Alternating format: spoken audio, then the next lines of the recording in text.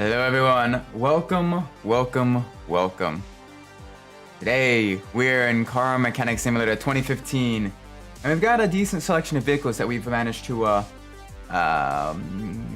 obtain from the previous auction. We had to really kind of fight for them.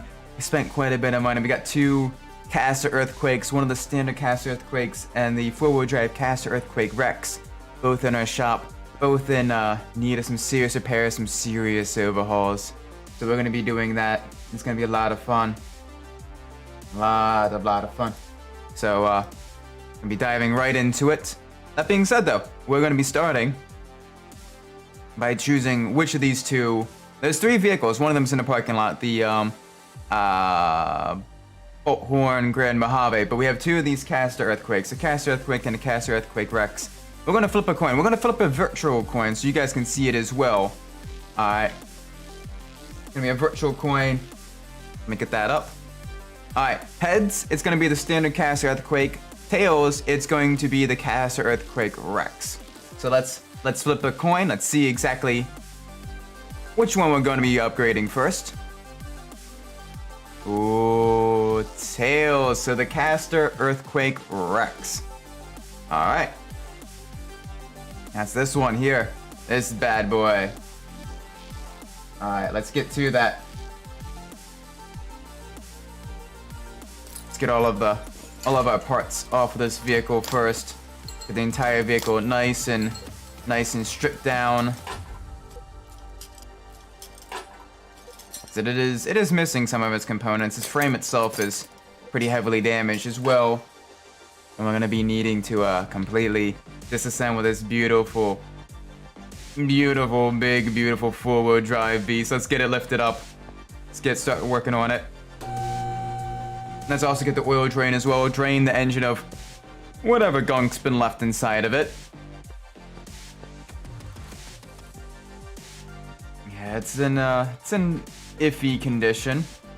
Not nearly as bad as some of the cars we've restored. But that's perfectly fine. Let's just get this out of there. Get the oil nice and dripping right on the right on the steering rack. Gotta love it when automotive manufacturers don't have a clear path for the oil to drain. Totally not talking from experience there. And let's start getting this all off of the vehicle. Complete disassemble down to the chassis. That way we can see exactly what needs to be replaced. Thankfully, this does have a fairly simplistic rear suspension with the leaf spring design, so we won't be wasting a whole lot of time with that. Getting it all disassembled here. The fuel tank, fuel pump out. These bushings off.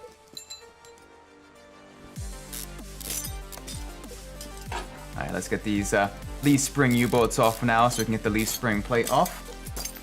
Again, fairly simple. We're mostly done disassembling this rear suspension. Or at least we're a little bit less than halfway done. Let's get the passenger side, all of those components off now.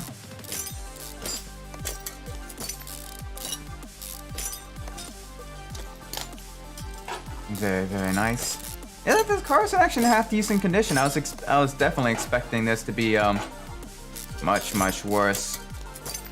Granted, we paid over $50,000 for this, so I'm hoping we're able to make a decent profit on these vehicles because we spent a lot of money on them.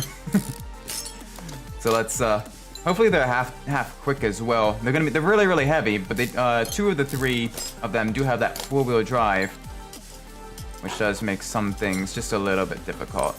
Yeah, let's get this drive shaft off of here. They're gonna need to completely disassemble all of the gearbox components as well.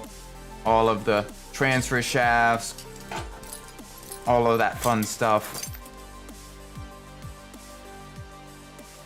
Alright, come on, let me click to the middle muffler so I can make my way up towards the front of the car. Transfer case, front drive shaft. Let's get this all unbolted, get this all disassembled. Very nice. Very nice. Alright, let's get the gearbox off of here now.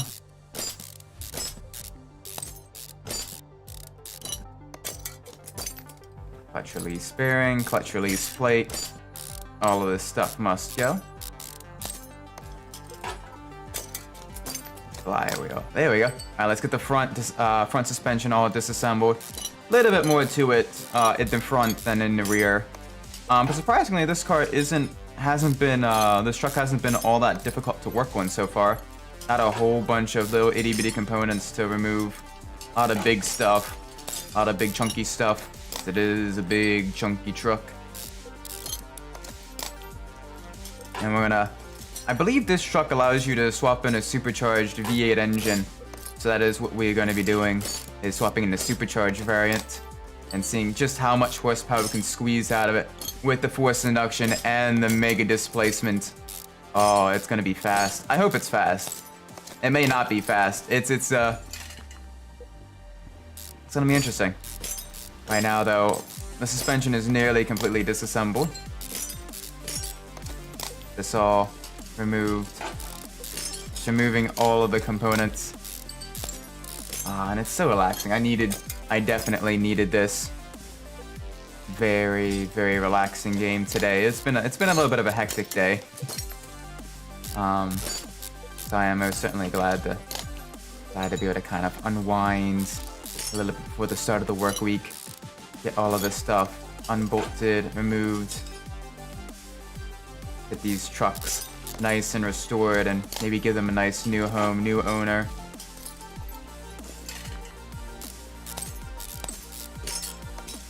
There we go. Alright, let's get these rubber bushings out of this front suspension cross member.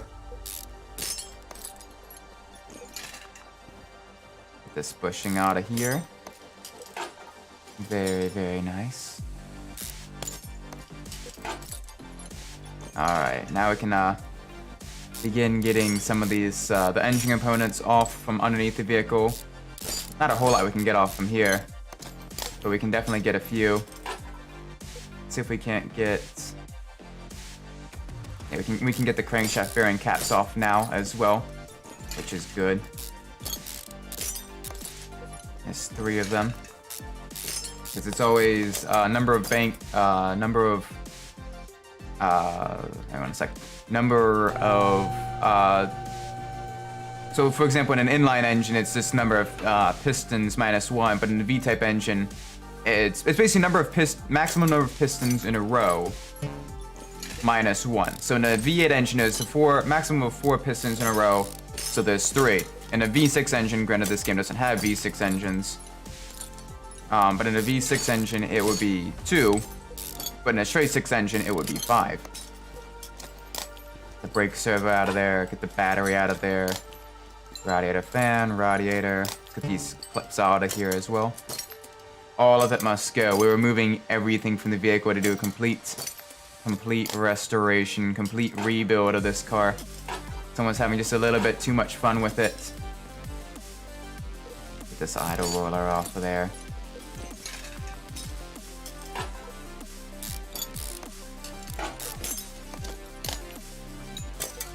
The power steering pump, all the idle rollers, all of the accessory things off of the engine. The water pump out of here as well.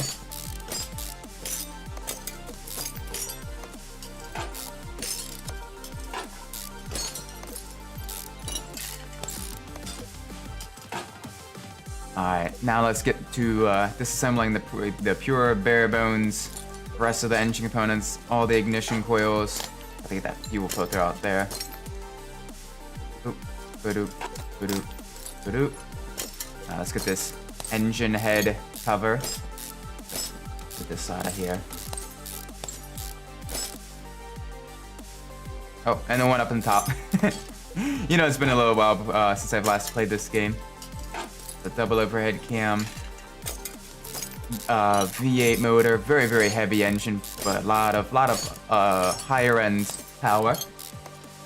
Which is interesting because you'd think with a truck that it would be more suited towards, you would want a truck engine that's more suited towards low end torque.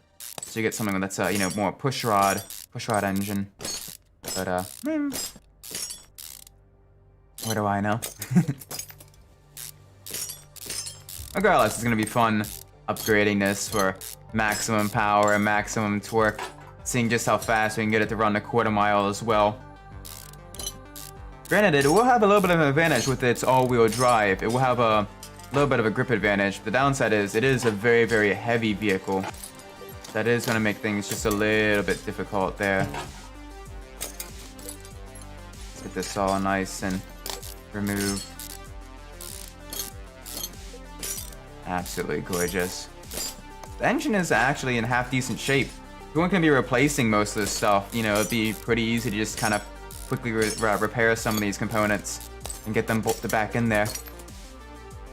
Get all these pistons out of here. The thing is, with it being a big old V8, the upgrades will definitely manage to stick a lot better than previously. In the smaller inline 4-cylinder cars, just because the pistons do a flat, well, not a flat, but they do a by percentage of horsepower. So the more pistons it has, the more horsepower gained by having the higher, the upgraded pistons. And the same with the spark plugs and all that stuff. Granted, it's by like 1%, so it's like 2 extra horsepower piston, but still.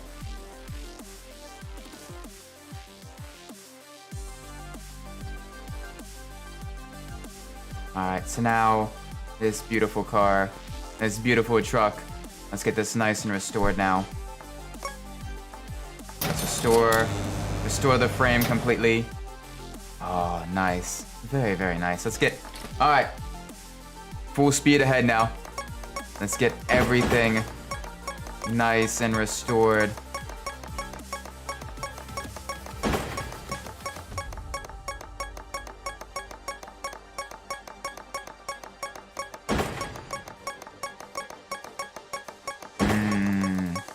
We got a 90% chance to restore it, but I'm hearing a lot of the failed to restore stuff, and I'm just quickly clicking through this, trying to get as much restored as possible. Trying to get up to 100%. Some of the stuff we might not even use, but it'll still be nice to kind of sell that for a profit. Nice and easy. There we go. Perfect. Perfect, perfect, perfect. Alright. First things first, we're going to... Okay, this one doesn't allow an engine swap. This one doesn't allow the supercharged V8. This doesn't allow the supercharged V8? Give me a second. No. Huh. Oh well. Neither of these will allow the supercharged V8. That's fine. Well, this will be naturally aspirated V8 motor that we will have to put into the vehicle. Still be a very, very large displacement engine. Alright, let's get this all that bolted in there. Alright, we need a fuel tank. Get this. Beautiful, beautiful, beautiful. Alright, we need a fuel pump. So now let's go to the performance shop. We need a fuel filter. We need a fuel pump. Get both these in the vehicle, the optional parts. Absolutely gorgeous. Alright, we have a rear axle knuckle housing. Both of those are in gorgeous condition. Very, very nice. Solid rear drive axle again. That's been restored.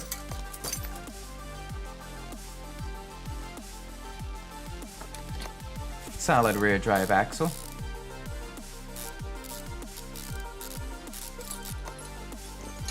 Alright, let's see if we managed to restore one of the leaf springs, not one of the other leaf springs. So let's go back to the standard part shop.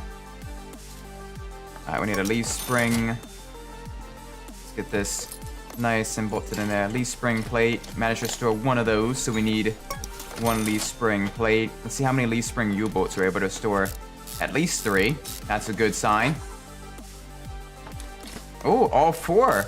Granted, it's a really cheap component to replace, but, you know, always nice to have all 4 of them be restored. Get this all nice and bolted in there. Very, very nice. Very, very nice. Alright. We need 4 small rubber bushings. 1, 2, 3, 4. Get this all nice and bolted in. We're going to be Thankfully, the suspension, the rear suspension on this vehicle is super simple. Really nice, real quick to kind of hook back all together. Alright, now we need rear shock absorber Bs. Rear shock absorber Bs. We need 2 of those. Nice and easy. Get this all nice and bolted in. Alright, let's see. Alright, brakes. We need 2 brake discs. We need 2 brake pads. We'll see how well we are able to restore the calipers. Okay, we have 2 good calipers, and the rest are in a very poor condition. Rim retro. Just out of curiosity. I'm gonna go to the tuner's shop. Rims. Rim retro. See if there's any that would work really well with this truck. I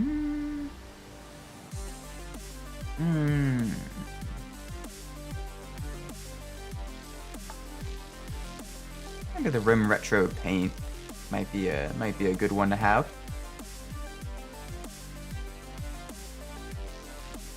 I mean, it's rim retro 10 regardless. So yeah, sure. 1, 2, 3, 4. May as well get these all on there. Actually, that looks really nice. It's kind of got a real nice off-roader vibe there. Very, very nice. Alright, let's get this side all reinstalled.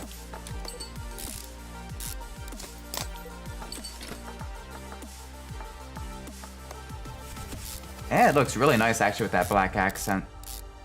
Very, very nice. Alright. Now the fun stuff. Rear mufflers. So let's go to the performance shop. Let's go to the exhaust. And here's where the fun begins. This is where we start adding some power.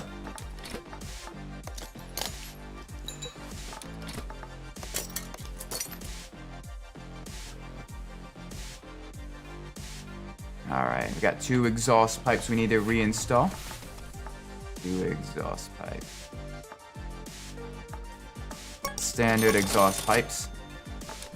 And let's make sure we install the optional parts for the upgraded power. Get those exhaust gases out of the vehicle nice and smooth. Alright, 2 catalytic converters, 2 middle mufflers. We can get both of those. So those middle mufflers. There we go.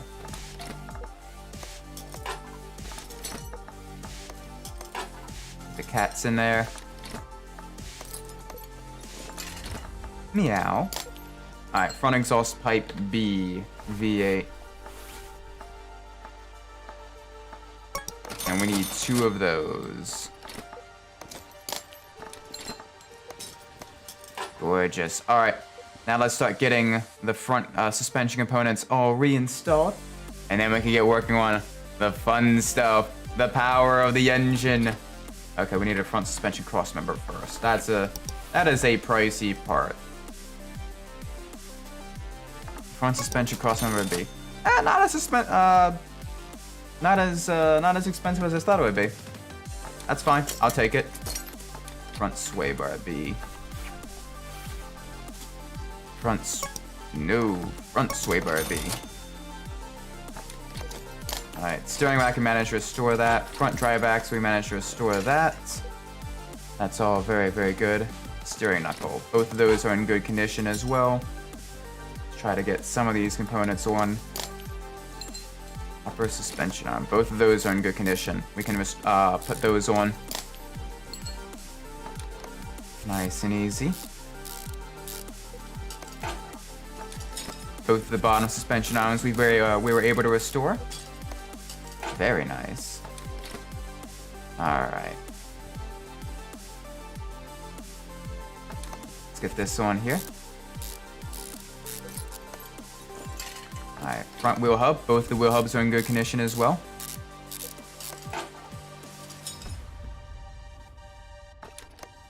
Get this nice and bolted on here. There we go. Alright, sway bar front end link. Shock. Got it. Okay. So about front end length B, need 2 of those. We need 4 rebushings. We need 2 double wishbone shock absorbers. Probably a front shock absorber cap. Alright, we need 2 front springs. Because none of those are serviceable. Same with the front shock absorber cap, so we're gonna need those. We'll need 2 of those. So let's get that nice and installed.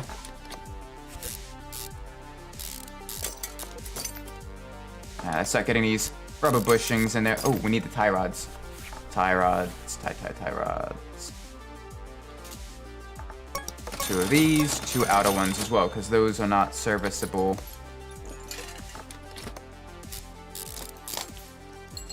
And a fun trick, when you're working on the suspension of your car as like a backyard mechanic and stuff, a fun little trick, is if you want to kind of, granted I'd still recommend getting an alignment done anyway regardless, after you've worked on your suspension at all. One trick I would recommend if you want to at least be able to, drive it without, worrying too much about alignment for at least a little while, is when you remove your tie rods, especially the inner tie rod, before you do that, kind of mark off roughly where, like with chalk or like with a marker or something, or with tape, mark off roughly where it's threaded into, so you get the proper toe values and all that stuff. Very, very useful, very, very helpful in kind of getting a rough eyeball version of. No, I want to remove that. Wheel bearings need to be replaced. Those are not serviceable. It's a good idea. It allows you to at least get a rough estimate of where your alignment is, and you could at least then drive it to the alignment shop without risk of major handling issues. Wheel hub bearing. Get 2 of these. All right, we need 1 front drive axle A. Front drive axle A. All right, back to this side. Get this all reinstalled. All the suspension, all the suspension components need to get back together. All right, now the brakes. All right, 2 front disc ventilated, 2 brake pads, and probably 2 calipers as well, if I remember correctly. We can check. Yes, 2 calipers as well. One thing I would love, and maybe they did this in later car mechanic simulators, but one thing I would love is if they allowed you to do sort of suspension upgrades or suspension modification as well. Putting lift kits on the big trucks, so slamming, making your own like low riders or something like that. That'd be kind of a really cool feature. Like they definitely focus a lot on like the engine performance and all that stuff in Car Mechanic Simulator 2015. It'd be cool if like in later versions they focus on other upgrades, like putting like a lowering kit on your car, or a lift kit or something like that. That'd be really cool. Now let's get this. Oh, I missed the bushing. That would have been bad. Bushings are very useful for not only dampening, for smoothing out sort of the ride as well, but also for vehicle handling as well. All right, here we go. Get that optional fuel filter in there. Let's see what the ABS pump. We have a good ABS pump. We have a good ABS module. This can get all put back in nice and snug. There we go. Alright, we're gonna need a battery. And I don't think there's a custom battery, so we need to put in a standard battery. Alright, air filter base as well. Alright, we will need,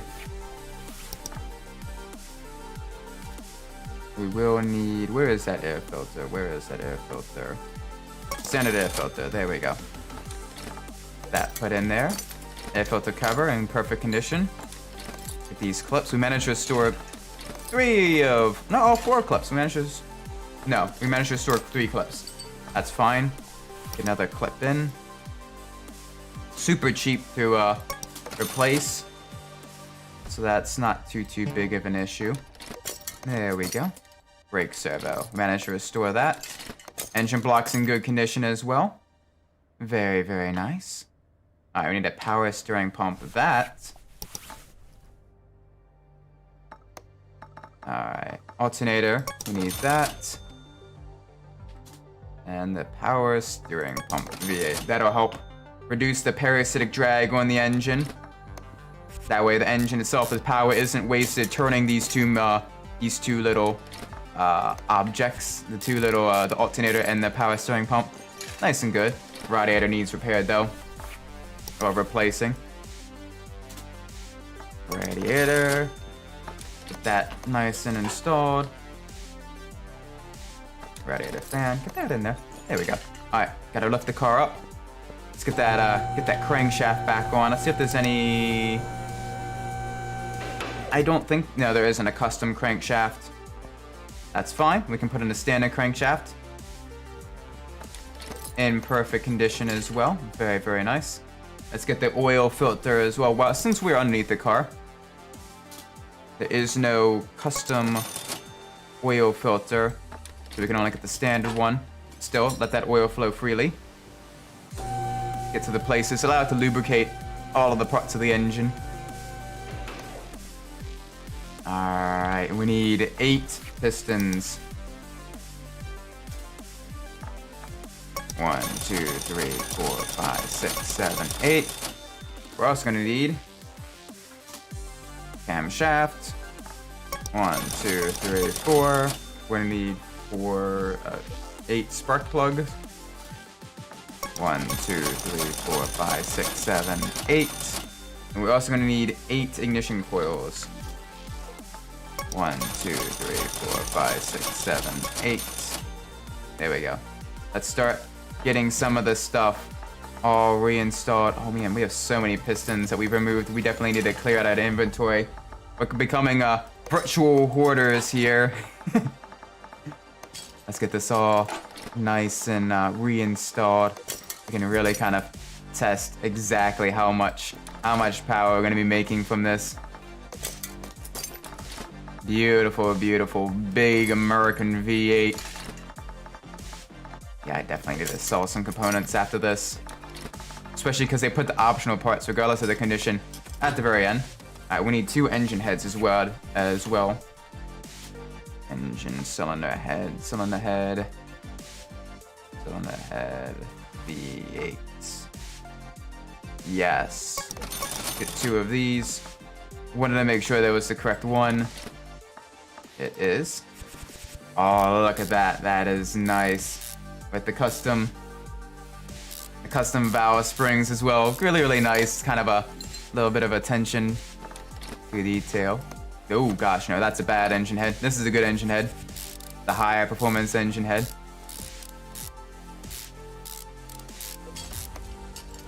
Now let's get these custom camshafts in. Full on upgrade.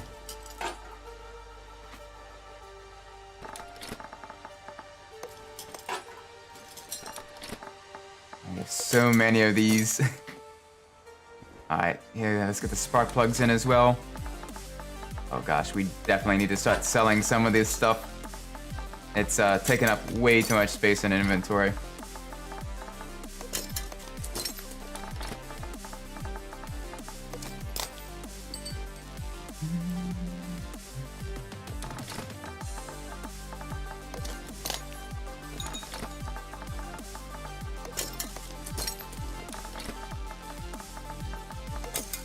Oh, I misclicked. That's a mistake on my part. My apologies.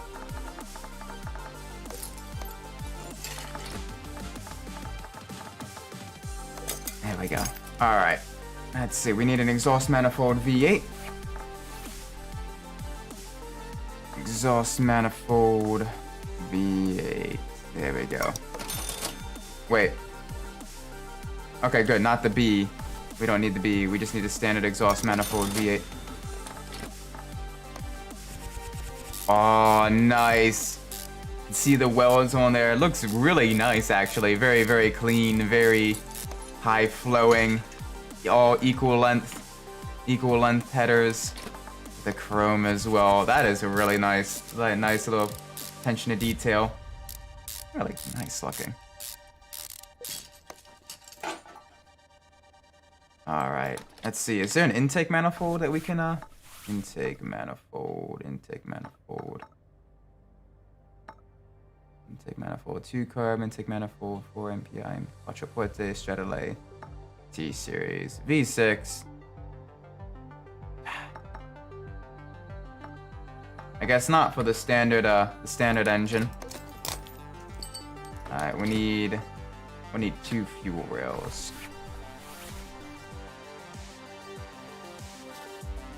Just double checking, making sure. Yeah, okay. There's no custom intake manifold for the V8.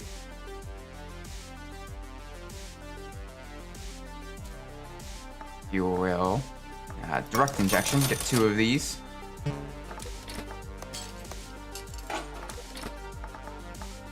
And this engine is going to absolutely rip when we're done. It's gonna be a lot of fun. Alright, let's get 4 cam gears, 2 timing belts. Here we go. Put this all on.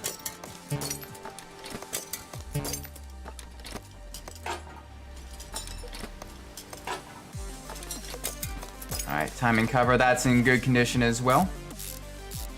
Rip, you say? Hey Ripcord, it's good to see you in chat. How are you doing today? How's your day been? Now we need 2 engine head covers.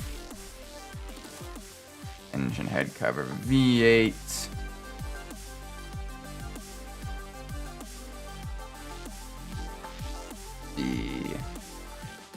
Wonder if we can put the red one on. Doing alright. Tired, but I'm good. Just got done working not too long ago.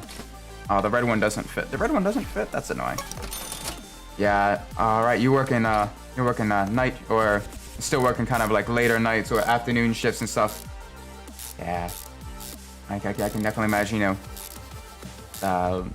definitely gets kind of difficult at times, especially when it's getting darker earlier.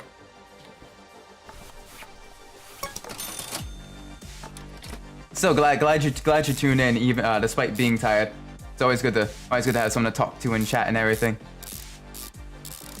Yeah, right now we're restoring a whole bunch of different trucks. Gonna be fully upgrading them, really kind of pushing the envelope on power when I can actually install the right components. Let's get oh gosh, we had so many ignition coils. Nice. Yeah, this is the Caster Earthquake Rex, kind of the in-game version, the Riding Around a Trademarks version of the Ford, the Ford Raptor truck. Very, very nice, very, very high performance engine. And we're gonna be, we can't swap a supercharged V8 into this one, unfortunately. I found that out the hard way, but we're still gonna make as much power as we can with the standard way, with naturally aspirated. Alright, good. Both of the engine covers are in good condition. Very, very nice. Very, very nice. Alright, we need a throttle. Let's just see.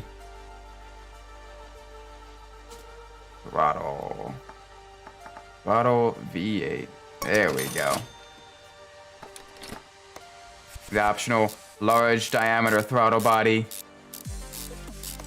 Very, very nice. Alright, now let's get all of these fun components on there. So I don't think there's a custom high-performance water pump. I want to double check. No, there isn't a custom water pump. That's perfect. That is good. Alright, water pump pulley. So a lot of pulleys and stuff. We're gonna need to be water pump pulley. There we go. Gonna get this all nice and at 100%. It's a shame because a lot of the parts are at pretty close to 100%, but it still was enough to affect performance. Alright. How many idle roller bees do we have? 1, 2, 3, 4, 5. 2, 3, 4, 5. There we go. Let's get these on there. One of the downsides of the newer V8 engines in this game is they have so many accessories to put on. I leave the good stuff to be on top. Yes. Gotta have all of the good stuff. Alright, we need at least one idle roller A. Probably more than one. Alright, we need a crankshaft pulley as well. Crankshaft pulley, V8, not the V8 overhead valve. And we're going to be doing a dyno test after we get this all nice and sorted. And then we're going to be taking it to the quarter mile. I hate this key button. I'm trying to press keys double at random times. Ooh, it's like one of your buttons getting stuck. I know, with my laptop, my old laptop,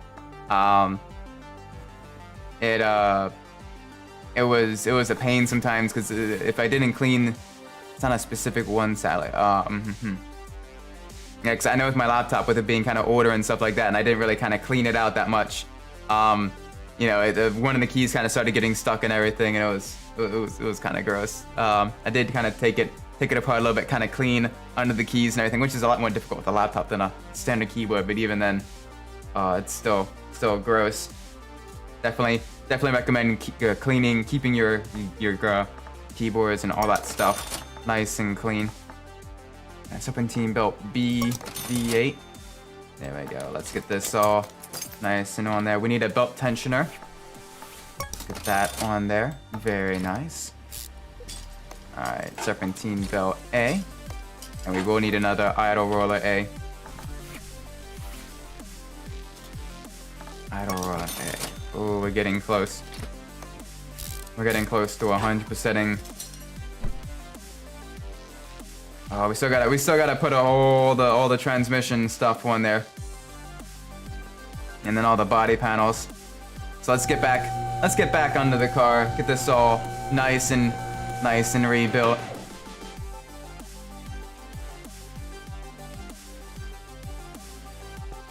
Alright. Try to clean it regularly, but I'm afraid it's most likely the PCB or whatever it's called. Yeah, that's a good point.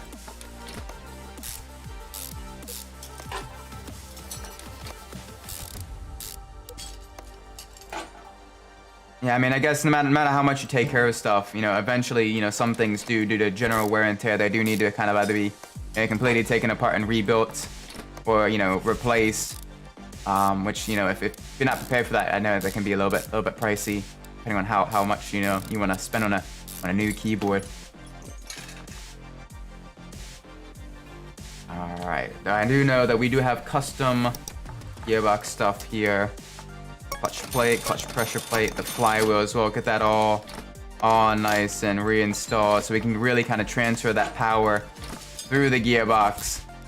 The big honking gearbox, big ol'. So many. Alright, we do need a clutch release bearing though. That's in gearbox. That's here. There we go.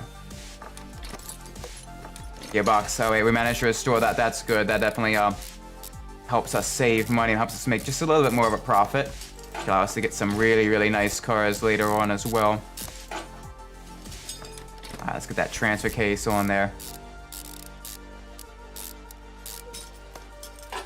Alright, front drive shaft, we did not manage to restore that. We definitely failed restoring that. Alright, here we go.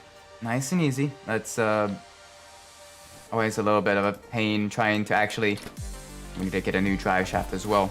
It's the first time in a while we've actually failed to restore the drive shaft. But I guess due to the, you know, statistics and everything, that's just kind of how it works.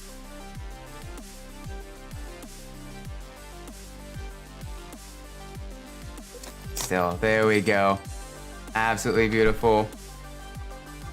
All right, let's get the vehicle lowered. Let's refill the oil in the engine, and let's start getting the body parts put back on there. All right, let's get this out of here. Look.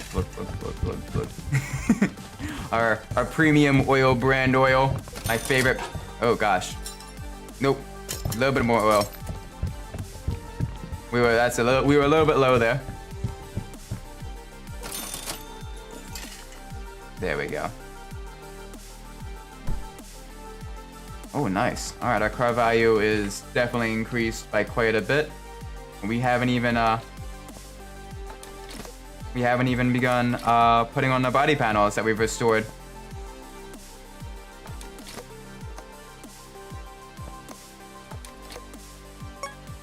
We need a front left door. Body part shop. Rex. Cast Earthquake Rex. Front left door. And, oh, those rear fenders on us that we didn't, restore. Whoopsie daisies. Yeah, we can completely take those off as well. Especially because that one is still in absolutely terrible condition. Awesome. Both of those are in now great condition. That's good. I wasn't waiting to remove the rear fenders. That's nice. Alright, we need a front left fender. Front left fender. Those are not customizable. Those, you only have the standard body parts. Jeez. No front right fender either. Missing both the fenders. Alright, and the rest of the parts are stuff that you can customize. So I want to take a look. I want to take a look at the tuner shop. Rex. What? Rex. Earthquake? Oh, just a standard earthquake. Oh, we can't. That's disappointing. We can't. There's no. You know, one of the most customizable trucks on Earth. You know, the Ford F-150 Raptor. No body parts for it. Fine. That's fine. I mean, it's not fine, but you know. Oh gosh, we need a left headlight. Get that on there. Alright, we need a front bumper as well. We need a hood. It is all good in the hood. Left tail light. There we go. Rear bumper. All in very, very nice condition. Alright, we need a right tail light. There we go. Car is now. Oh my word. Look how much it's worth now. It's worth $156,000. Oh my word. Let's see. Let's swap the tire real quick. We have. Oh, it is already on the off-road tires. Which for this truck definitely suit it. All right, let's move it. Let's move to the paint shop. Let's get it all nice and painted.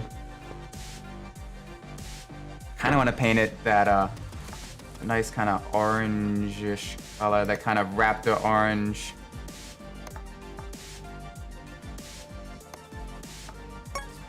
Let's paint it.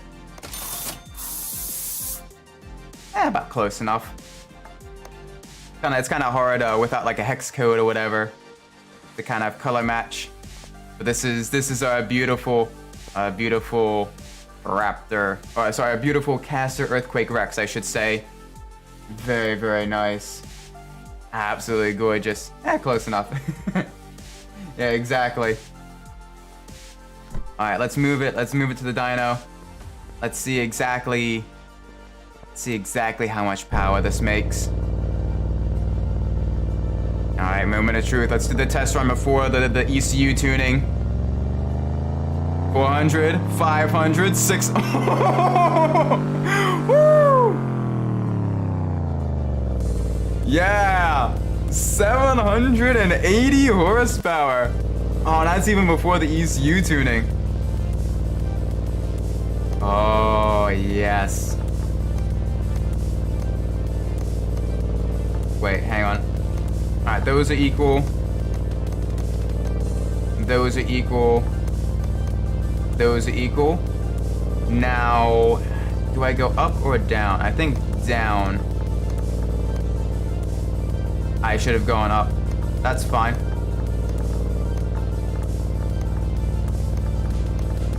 We're steadily making our way across. Up, up, up, up, up, up. There we go. Plus 18% more power. Oh boy. This is gonna be fun. This is gonna get up into the 800s. Oh wow! Yes! 856 without the supercharger as well. Oh my word. Woo! Oh, that is a lot of power. Mmm. Yummy, yummy, yummy. Delicious. That is a delicious amount of power. Let's go to the drag ship. Let's see just how fast this will go. Ooh, okay. All right. I'm excited for this. I'm excited for this. Granted, we're still on the off-road tires, so we may have to swap the tires around if we're breaking a lot of traction. But with the all-wheel drive system, I don't think that'll be the case per se. All right, all right, all right. Here we go.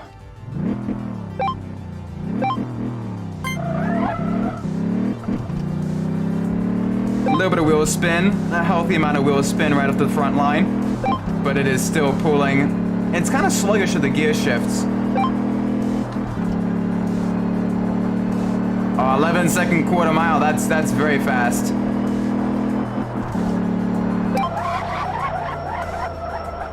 Oh wow! 0 to 60 in under 4 seconds with a truck this big. Oh my word! Oh man. Okay. That is very nice.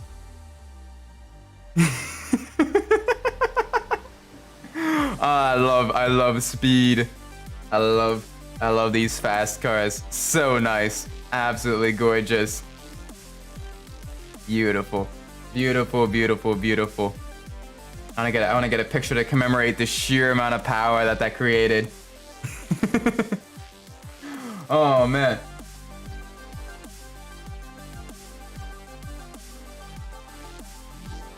Oh wow. I want to get a picture of that. That is very, very nice. Very, very nice. This lowered. And I really kind of showcase just how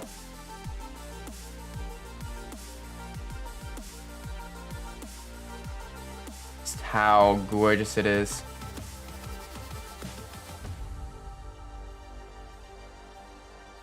All right. Just focus on the truck. Absolutely beautiful, beautiful truck. And there we go. That's gonna be uploaded on the socials. Very, very nice. All right, let's get the Bullhorn Grand Mojave in here, and then we'll flip another coin to see which of the next ones we're gonna be upgrading. Let's see how much money we have left. Hopefully, we still have a decent amount of money. All right, yeah, we have enough to fully upgrade both of these. We still have over 100 grand. All right, so give me 1 second. 1 second as I get the... There we go. Sorry about that.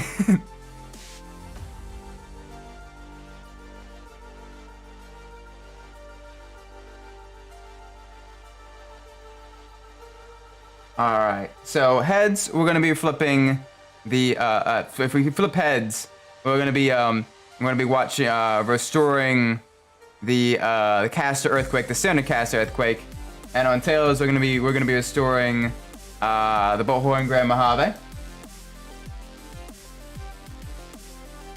And it is heads, so the caster earthquake Rex. Very, very nice.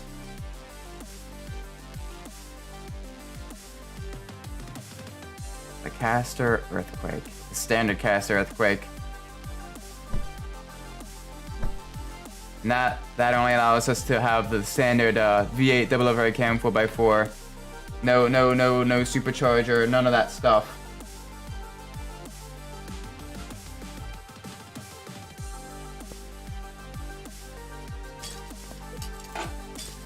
Get all of these components off of the vehicle, so we can fully restore it.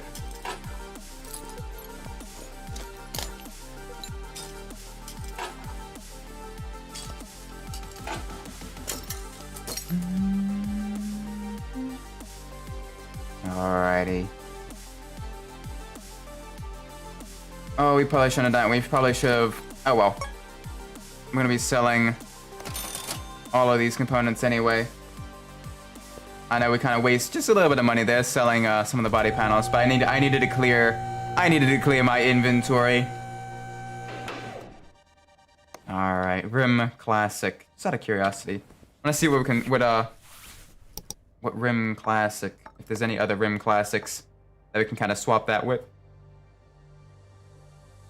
There's only like 2 Rim Classics. Neither of them are all that great. I wonder if we can't put on the rim, that black rim retro. Let's check that real quick. I want to see if we can't do that before we purchase 2 more of those. We can. Okay, cool. Because I like that rim retro. There we go. All right. That's gonna be the wheels of putting on this this caster earthquake.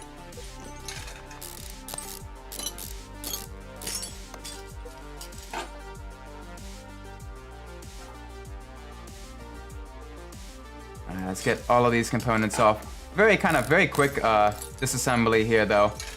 The truck is definitely in worse condition compared to the earthquake wrecks.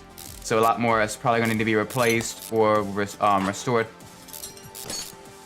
Definitely means we'll have a little bit better time. We'll probably make a little bit more profit off of this. Get this out of there. Get that out of there. Ba-doop, ba-doop, ba-doop, ba-doop. Get this all nice and disassembled.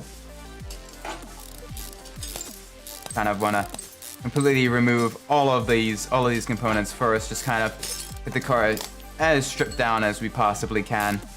Just start the frame restoration, and then we'll kind of be working our way back up from there. Oh, gotta remove these spring U-bolts.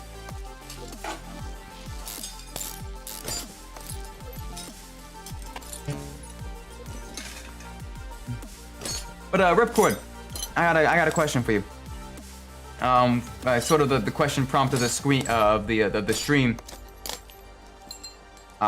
It's you know, for your custom trucks, do you prefer the lower? Yeah. For the custom trucks, do you prefer the lifted trucks? You know, lifted trucks with 4-wheel drive, or the lowered 2-wheel drive trucks? So I know there's kind of a little bit of a, not necessarily a hot topic, but I know that's a lot of people kind of have their preferences there between the two.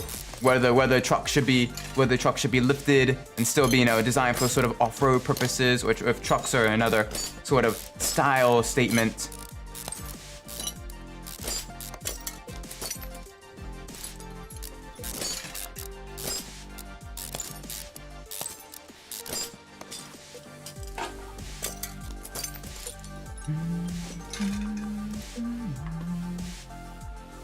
Alright, give me 1 second. Now we need to get the front suspension disassembled. Because I know it is a little bit personally I kind of actually prefer the lowered 2-wheel drive trucks, like kind of like the mini trucks and stuff like that. But that's because I already kind of like a lot of like lowrider culture and stuff.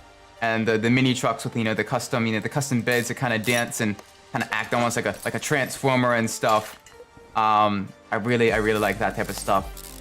Granted, the lifter trucks are really cool too, but I love my lowered mini trucks, and plus also, I love a lot of the lowered sort of performance trucks like the Ford, you know, SVT Lightning, you know, the Dodge Ram SRT10 and that type of stuff. Those are also really cool because you're taking a truck, you know, designed to be a workhorse, and you're turning it into, you know, a supercar killer, which is also just really cool. But I know everyone's got their opinions. Some people really love their really high lifted up trucks that, you know, and can squash dunes, can squash mud or parking lots. I prefer lowered. Lifted is fine, but I like it more as an whole off-road kit, not just as a style. Yeah, that's the thing. With lowered, you can kind of have it as a style, and it, you know, you can still have it be impractical without, you know, and people kind of understand the point of it is to kind of be impractical and just be sort of more so a show vehicle. With lifted trucks, I know a lot of people, when they kind of more so use for show, people kind of call them like, you know, pavement princesses and all that stuff. And I mean, I got mixed feelings on that. On one hand, you know, do what you want to your vehicle. But on the other hand, I think I definitely think if you're gonna be building something and, you know, spending a lot of time and money and stuff, you definitely should, you know, be able to kind of take it out and, you know, have fun with it. But if you need to constantly, like, baby your car, like, you know, to an extensive degree, that definitely kind of lessens the enjoyment in my eyes anyway. But I know everyone is different. So some people like turning a piece of metal into a, you know, multiple £1,000-pound work of art, and then just having that, you know, sit in a garage and, you know, just don't squat. That's the worst. Yeah, the Carolina squat. That's the yeah, we get a lot of that in we get a lot of that in Maryland as well, especially kind of like southern Maryland and western Maryland is where we get a decent amount of that. I think they recently got it became illegal for them to do that though. Granted, that's never stopped people before. But yeah, it's kind of weird looking when the trucks do that. I'm not a big fan of that aesthetic either.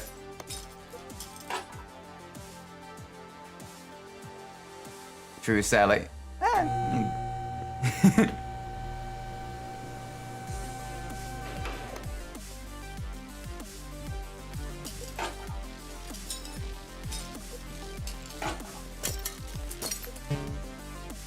Let's get this all.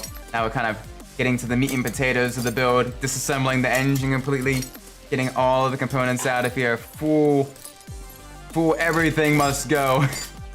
Some of the stuff will be restored and put back in. Some of the stuff will be completely replaced. Oh, but I'm curious to see if this one is faster or slower than the Earthquake Rex. On one hand, it is a bit lighter. It's still got that four-wheel drive. But on the other hand, it is a bit lower to the ground as well, which will help with aerodynamics. But on the other hand, it is a slightly lower powered engine in here compared to the Earthquake Rex. So it'll probably make just a little bit less power, but still, it'll be fun to see just exactly how fast we can make this beautiful, beautiful beast. Get all the front accessories off, all of the belts off, all the power steering components off.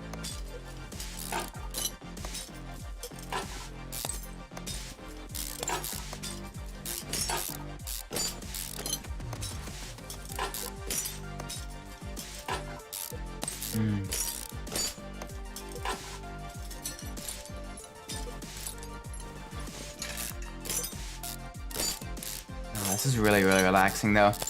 I definitely need this. It was a little bit of a hectic day.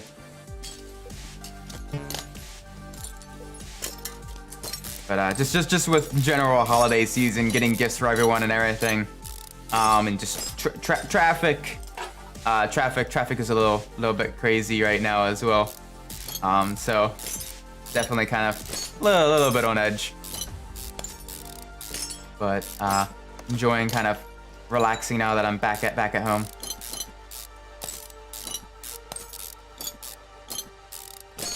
Now let's get all of these components out. I get you. It is sometimes getting best just getting the relaxed, take apart and putting them back together. Yeah, definitely. Especially with this, you know, you don't have to worry about some of the other issues you run into when actually working on engines and everything, and the rest of the vehicles, rest of the vehicle components. You know, you don't need to dump, you know, a gallon of PB blast or use an oxyacetylene torch just to get a bolt loose. I've definitely had days where it's gone like that. Back when I was, you know, doing shop class in high school. This is very, very relaxing. Yeah, everything kind of goes according to plan. No snapped, you know, no righty tighties becoming righty loosies if you ever tighten a bolt. None of that stuff. No trying to find a torque spec for a super obscure engine. It's still very, very nice. Getting this car all beautifully restored. Yes, yes, yes. All right, let's get all of this off of here. Did I already? Oh, I already got that off. Cool. I can lower this back down, get these pistons out of here. Oh, that's gonna be fun. I'm excited to see just how much power we can make out of this engine. It's probably a very, very similar amount of power to the Cass Earthquake Rex because both of them have the V8 double overhead cam 4x4 engine. But I mean, we had two cars with a turbocharged inline 4 last stream that are both very, very slightly different horsepower. Fun fact though, I did a little bit of research on some of the naming of the vehicles. Category Katsumoto. I was wondering how they came up with that name. Category Katsumoto was actually a very, very famous Japanese swordsmith, which is really, really cool. I didn't know that, and I kind of spent quite a bit of time that I could have used to making thumbnails or editing videos or doing my actual daytime job. I spent quite a bit of time looking up him on all the different swords he made and everything. We're really, really cool. I didn't know that. But yeah, that's really, really nice. All right, so we restored the chassis here of our Caster Earthquake. Now let's get all of this beautifully restored.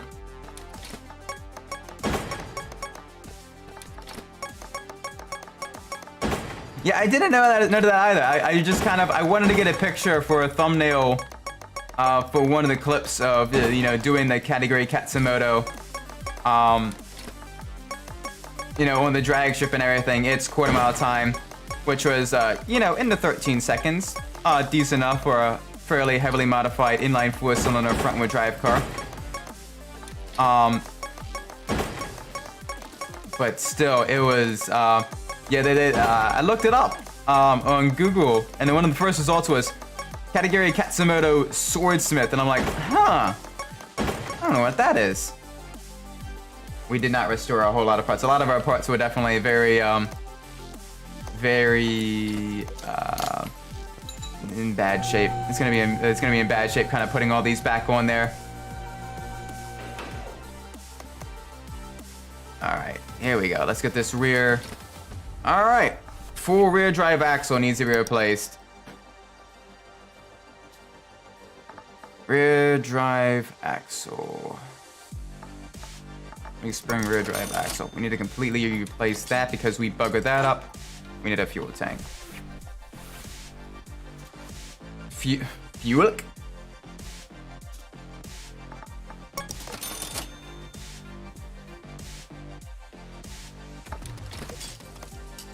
There we go. Rear axle knuckle housing. These springs, thankfully those are all of these are in good condition, thankfully. The really expensive part we weren't able to restore, but all the other stuff we were, which is, a decent trade-off, I guess. Get this all nice and bolted up in there. Get that leaf spring in there as well. Get this all nice and bolted up. Nope. We need to remove that rubber bushing. All right, we need 4 small rubber bushings. 1, 2, 3, 4. There we go.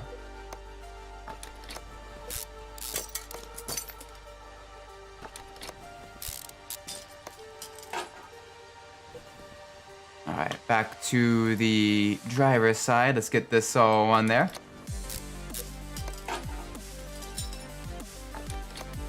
All right, let's get that custom fuel pump. All right, let's get that air filter. Fuel filter, fuel pump, fuel rail, direct injection. We already have 2 of those. Get those in there. The optional parts. Very, very nice. All right. Gotta purchase all of our parts from car part shop. I used to when I was a bit younger, I used to work at an auto part shop. Oh man, it was a lot of fun. I had a lot of really good coworkers there and everything. And it was really fun. But sometimes working in retail, it's a little bit. You get some interesting customers, not necessarily bad people, but just people that are just very, very, very out there. And granted, it's stories that you can kind of look back and laugh on and everything. But at times it was a little bit scary. I once had a guy, when I not too long after I first started working there, I had a guy come in, and he kind of wandered around the store for a little while, and he was, you know, kind of wasn't really looking at anything particular. He was just kind of like aimlessly wandering. So I'm like, okay, so you lost, you know, maybe he needs help with something.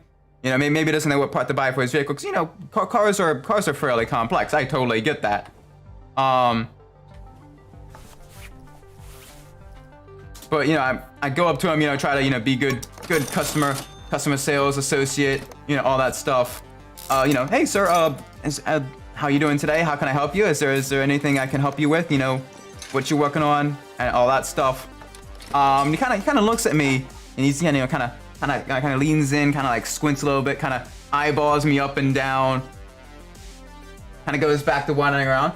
And I'm standing there, I'm like, okay, maybe he doesn't want help, maybe he, you know, doesn't want any of that stuff. I get it, you know, wants to take his time, doesn't want any pushy sales associates. I understand. Sometimes you have people like that. So he wanders around the store some more, not really looking at anything particular, but whatever, he's not causing a disturbance. He comes up to the register now where I'm working, and again he kind of gives me kind of a once over, hasn't picked up anything, and you know, he kind of leans in, kind of elbow on the table where the register is and everything. He kind of like looks right at me, and he's kind of really deep gravelly voice. He's like, are you a demon? What? No, I'm not a demon. I'm a human. Nice to meet you. Hi. Yeah, no, it freaked me out a little bit. Like the hairs on the back of my neck were starting to stand up a little bit. But it was, you know, kind of, it's a way to break the ice. I would say that, you know, asking someone if they're a demon. And I mean, you know, no piercings, none of that stuff, no weird makeup or anything. Not that I think people that do that makeup are weird, but you know, I was plain Isaac, nothing interesting about me, kind of blending into the crowd. And he just kind of singled me out between my other two coworkers who were also just equally plain, if slightly older guys that were also working there. Just kind of comes up to me, you know, just eyeing me up and down, asking me if I'm a demon. And I tell him, no, I'm not a demon. And he goes, what, do you believe in demons?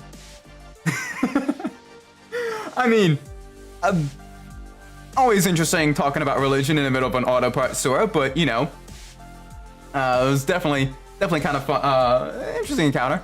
Turned out to be a fairly nice guy, but just very out there. Eventually, you know, purchased what he needed and left, but oh, it was the strangest couple of questions. He was just asking me, and it came out of nowhere as well.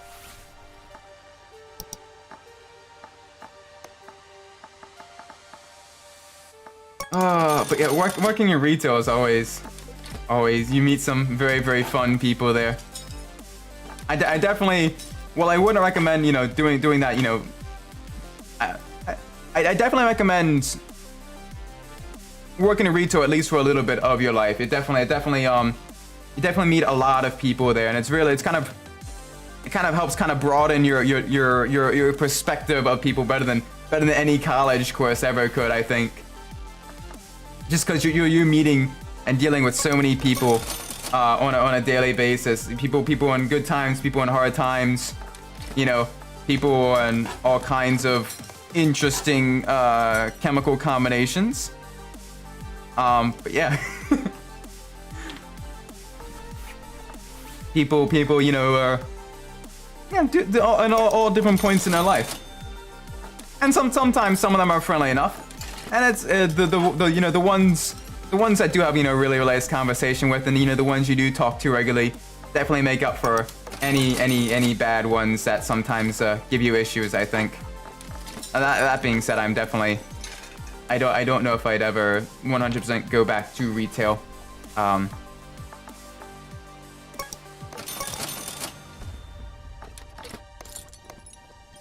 But I definitely enjoyed my time when I did work there. Alright, let's put that front drive axle in there. That front suspension cross member. We're putting all the suspension components back together. Absolutely gorgeous. Very, very nice.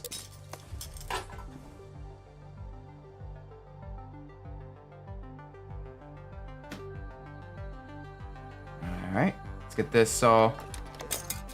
Yeah, the front stuff's all in really, really good condition. Very, very nice. Never mind, we managed to have one completely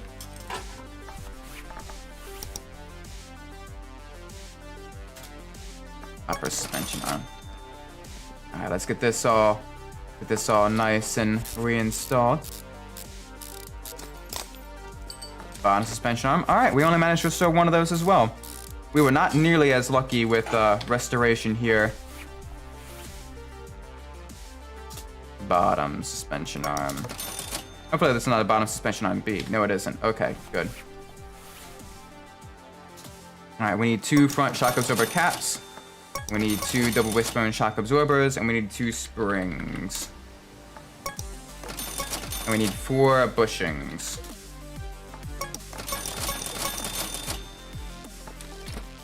We also need 2 inner and 2 outer tie rods. That's fine. We'll get that in just a sec. Go to back to this side. Get this all nice and reinstalled.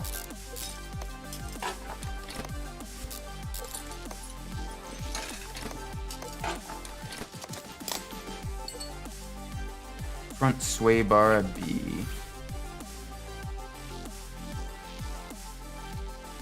Front sway bar B. There we go.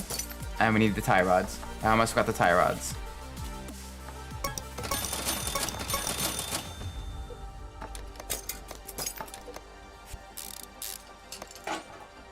Back to the driver's side. Slowly kind of working away from the inside out. Getting all of this stuff nice and reinstalled. With this bushing. We need a sway bar front end length B. Sway bar front end length B. Get both of those in there. Wait, did we manage to actually restore some of those? Whoopsie daisies. Oh no, they were just in half decent condition, one of those was. I have to say, I don't think the sway bar front end links are restorable items.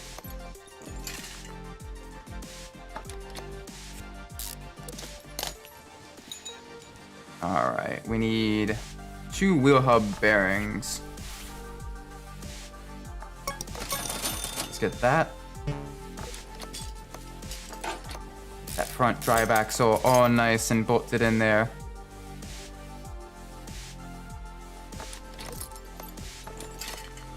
There we go.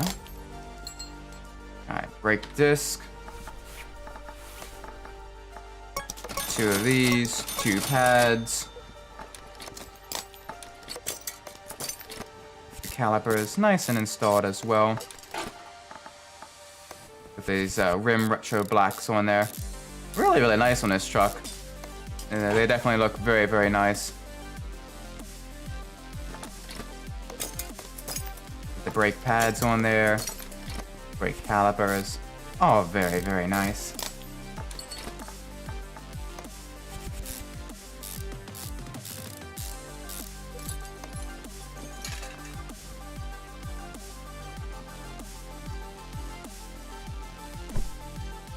Alright, let's get up underneath here. Crankshaft. Managed to restore that fully. Very, very nice. And let's get that oil filter on there as well. Oil filter, V8 oil filter. There we go. Alright, now we can actually focus on getting some of the transmission stuff on there. All the gearbox stuff. pressure plate, flywheel. Very, very lightweight, high gripping components. So definitely allow for quicker shifts and less gear, less clutch slip as well. Gearbox, here we go. Clutch release bearing. Gearbox is in good condition. Very, very nice. Let's get the starter in there. Transfer case.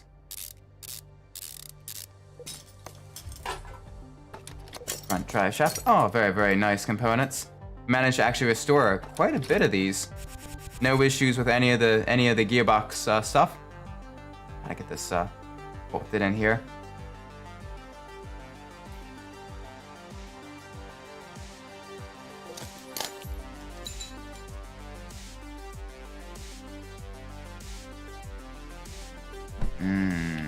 We're still missing a lot of components. Alright, that's fine. Let's get this all lowered down now. Let's start getting everything into the top. Let's get the engine all nice and built up. Okay.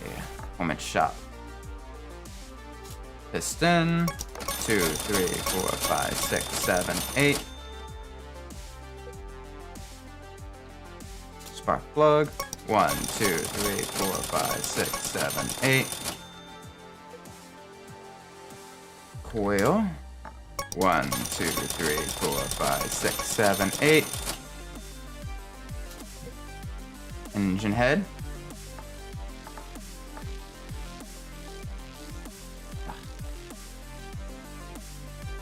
Go away, spam bot.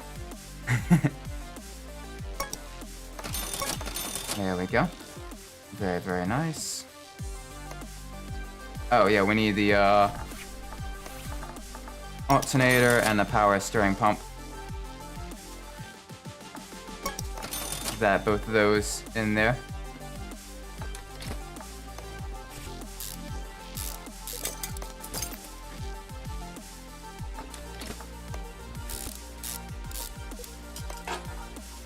Alright, air filter base, that's in good condition. We have the optional air filter cover, that needs to be replaced.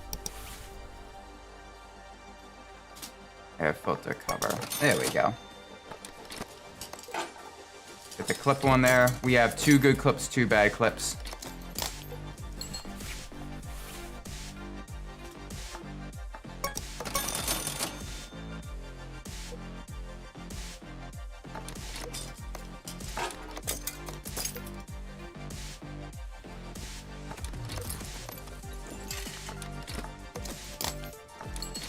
Alright, we need a new ABS pump. There we go.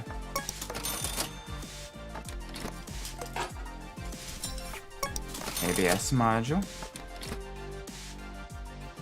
Okay, never mind. We had one of those already one of those repaired. That's fine.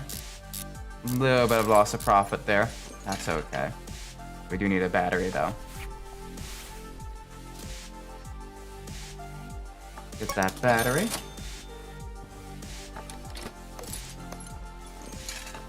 Radiator fan. There we go. Alright, let's get the new pistons in here. The high compression forge internals. Very, very nice. I want to see just how fast we can make this one. It's gonna be a lot of fun. It's gonna be a lot of fun when we dyno this one. Engine head. The optional part here. Very, very nice. Oh yeah, we need to get the camshafts. We need to get 4 camshafts. Gotta remember that. Get this all nice and bolted in there.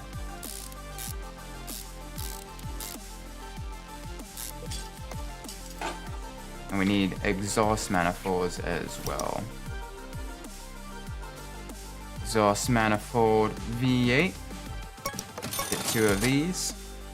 Let's get the camshaft V8.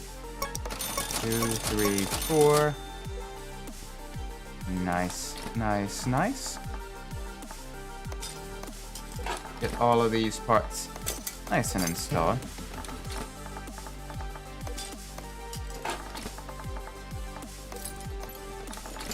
Let's see just how much power we can really squeeze out of this engine. It's gonna be a lot of fun. And enjoy dynamoing this. The anticipation is just slowly killing me though. Oh, I'm very, very, very hyped. We're gonna need a new intake manifold though. That's fine. That is fine. We just need to purchase that real quick from the online store. Nope, that's a bad spark plug.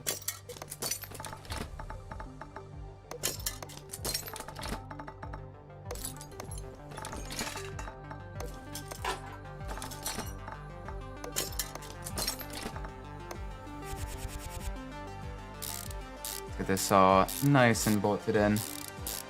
There we go.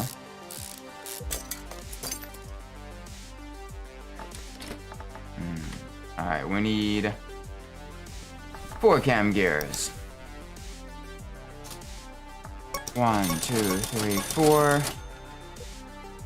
Alright, we need belts. Serpentine belt A, tensioner, timing belt B8. There we go. This all nice and installed. Timing belt, timing cover, that's in good condition as well. Oop. But oop. We still need a new intake manifold. Intake manifold V8. A little bit surprised there isn't a performance variant of that, considering there's a performance variant of a lot of other components. And a lot of other intake manifolds do have performance variants as well. Let's get the, we need a new throttle. Throttle V8. Nope, wrong one. This is the correct one. Much better. More power there. More air get into the engine, more fuel can get into the engine. Alright, we need an engine head cover.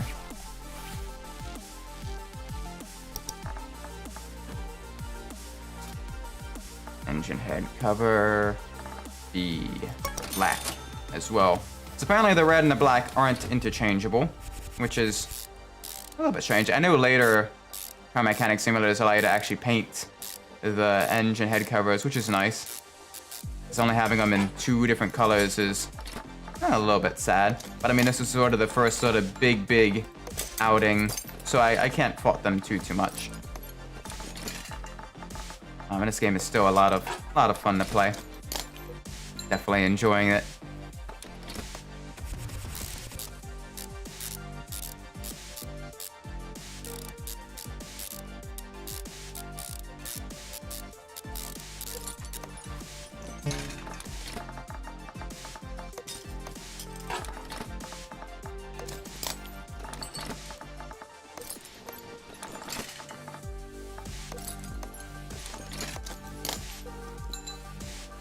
Alright, here we go. Alright, get the water pump in there. Alright, we need 2 pulleys. Alright, we need water pump pulley, and we need the crankshaft pulley. And we're gonna need a whole bunch of idle rollers. So we count them down. That crankshaft pulley bolted in there. How many B's? 1, 2, 3. Wait. 1, 2, 3, 4, 5. Of course, I look away for a moment. Don't worry, buddy. You're doing a great job. Hey, as long as I have someone to talk to and everything, that is perfectly fine. It doesn't. You know, it's. I'm a small time streamer. I can remove spam bots and stuff like that as well. The big thing I definitely appreciate people doing is just kind of coming by, stopping by, and just, you know, talking to me and everything. So I'm not just streaming to the void. That's the big thing. That's the biggest thing you can do to support, and I'm always appreciative of that. So even if, you know, oh no, spam bot gets in the chat, I can remove that real quick. It's no big deal. It's more so just sort of, hey, if I don't catch it, or if you can get to it quicker, even better. But if not, it's no big deal. So don't worry about it, buddy. Don't worry about it, real quick.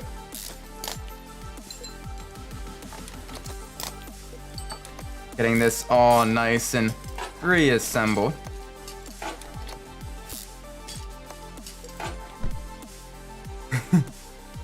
Oh, we need the crankshaft bearing cap and the oil pan. Right. Good thing we didn't try to put oil in that. That would have been very, very bad. Alright, here we go. Crankshaft bearing cap. All three of them are... We've managed to restore... We've had a good run of luck with restoring the crankshaft bearing caps this stream. None of them have been failed to be restored. Oil pan as well, in great condition. Get this all nice and bolted up. Oh, just a few little pieces away. Oh, very, very nice. Okay, let's lower the vehicle, get the oil in, and then put on the body panels, paint it up, and then we'll dyno test it. Oh, the excitement. Oh, I wonder how much power this one's gonna make. Which of the three is gonna be faster? Very, very nice. Okay. Tablet. Alright. Performance.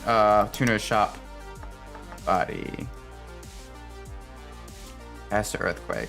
Yeah, let's put on... do we want the chrome? We really want the chrome? Nah. We'll go with the standard body part stuff. Earthquake front bumper. Left door. Left fender. Right door. Right fender. Hood. Headlights.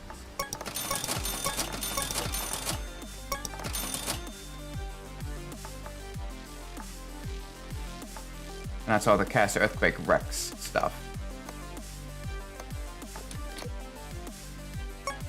Oh, nope. No, it's not. Caster Earthquake. Right taillight. Trunk. Right headlight. There we go. I know how alphabets work. Yeah, I kind of actually prefer the painted front bumper as opposed to the chrome front bumper. Wish there was more options for the other body panels, but I guess they didn't really put that on there. No smoked out taillights or anything like that either. A little bit disappointing.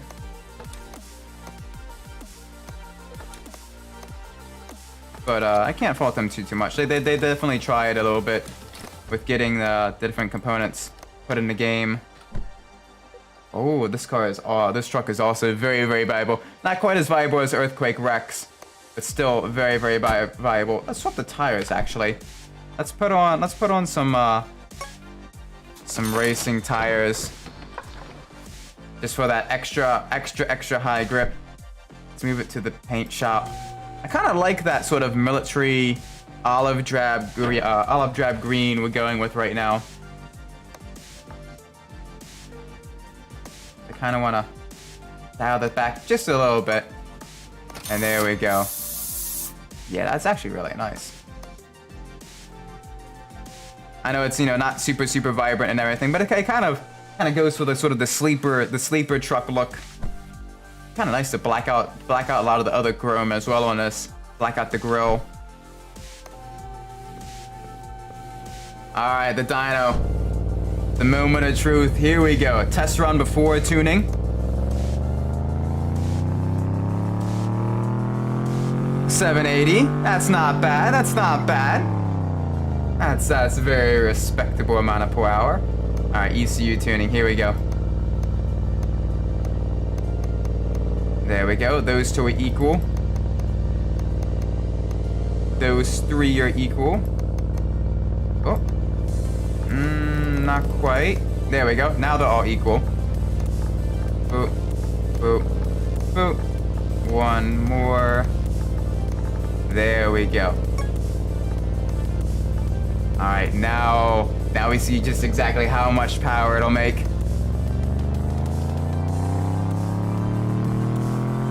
$856, about the same as the other one, actually. About the same as both the Earthquake and as Earthquake Rex. Huh. Well, I guess now we'll see just how much tires make a difference So now we'll be taking this one to the drag strip. Standard caster earthquake. Here we go. Ooh, this is gonna be fun.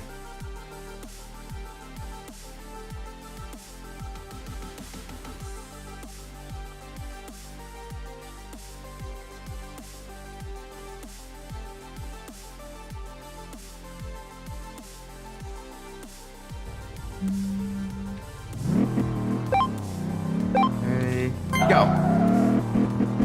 Alright, a little bit of bounce off the rev limiter there. Not the best shifting.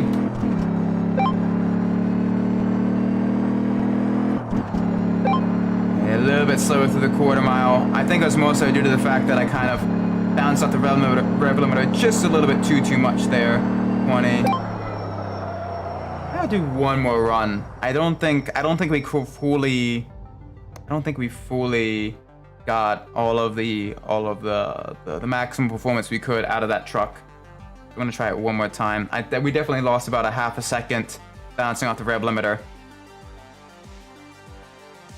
So let's try one more time. I wanna see.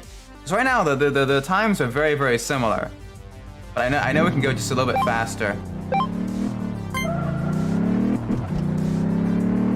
There we go, much quicker.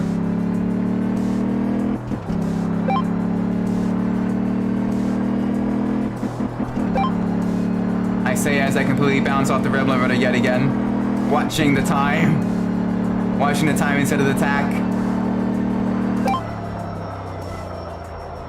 20.666. Oh boy, the devil truck. That's still not bad. That was a decent.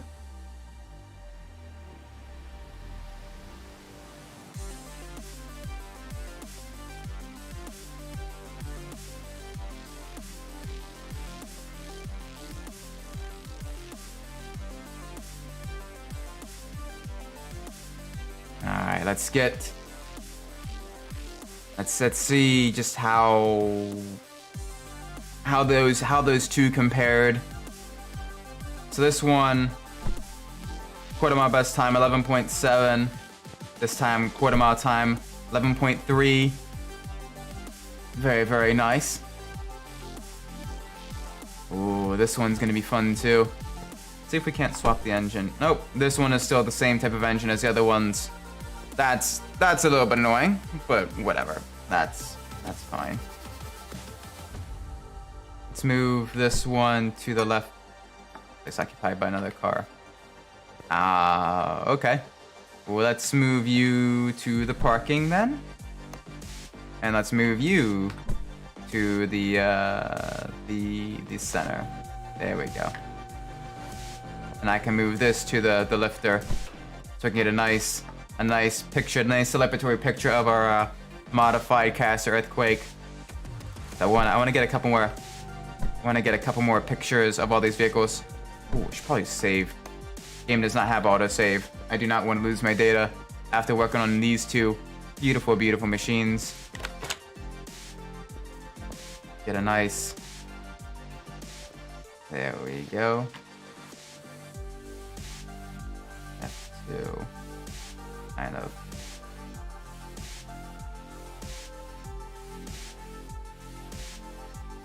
Alright, F3, field of view.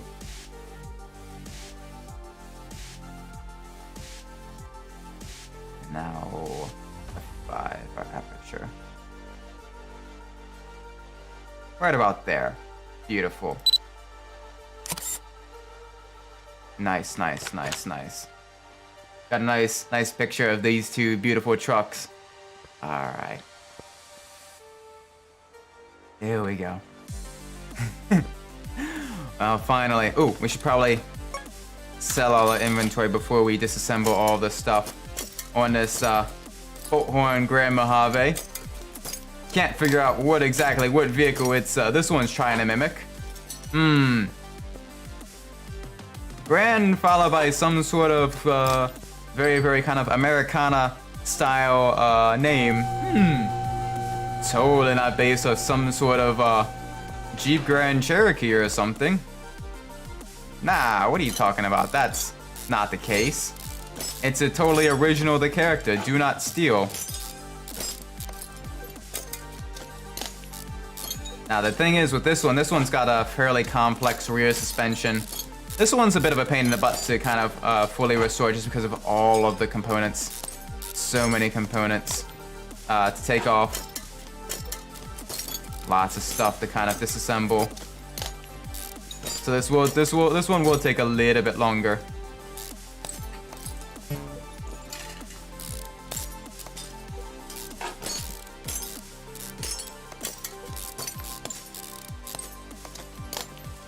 Alright, nice and easy. Alright, let's get this fuel pump and fuel tank out of here. Let's get these mufflers. Oh man, there is so many components to remove on this one.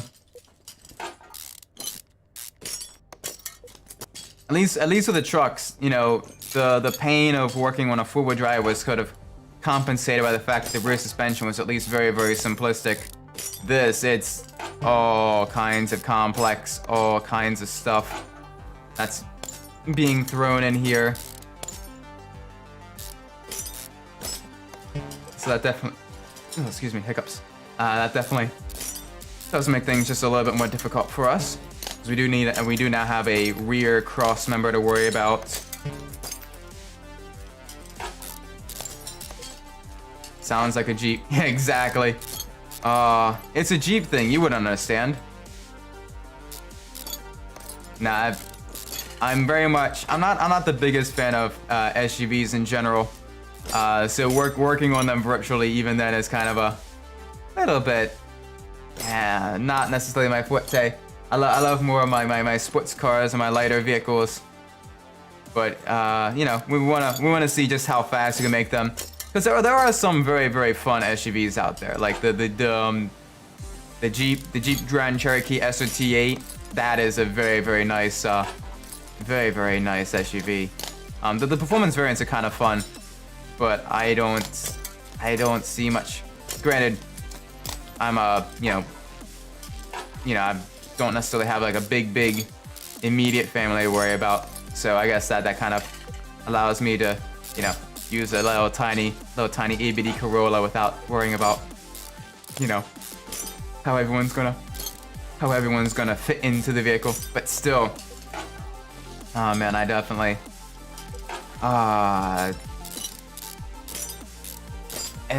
owning an SUV just sounds very, very not fun.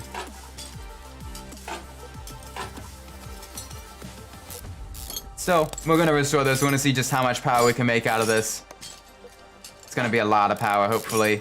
Hopefully it's also gonna be well into the 800s. I wanna see just exactly what vehicle we can make. Like what is the fastest vehicle in the game?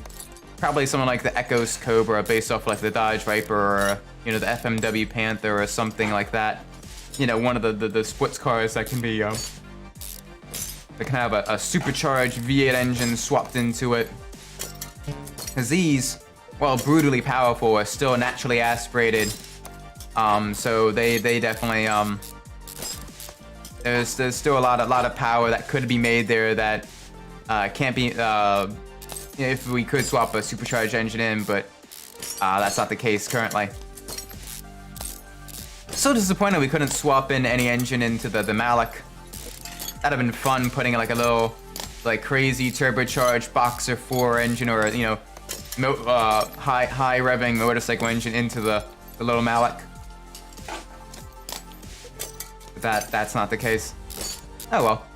We still managed to get that one up to 30 horsepower. Quarter mile time of eventually. Cute little car though. The little Malik. Based off with a little Fiat 126P.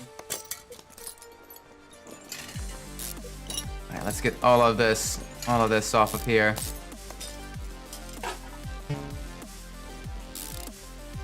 Quarter mile? Yes. I think the quarter mile time eventually ended up being like 24 seconds. Which is, granted, it's faster than I could run it in my heyday during my track and field days, but, you know, that's not saying much.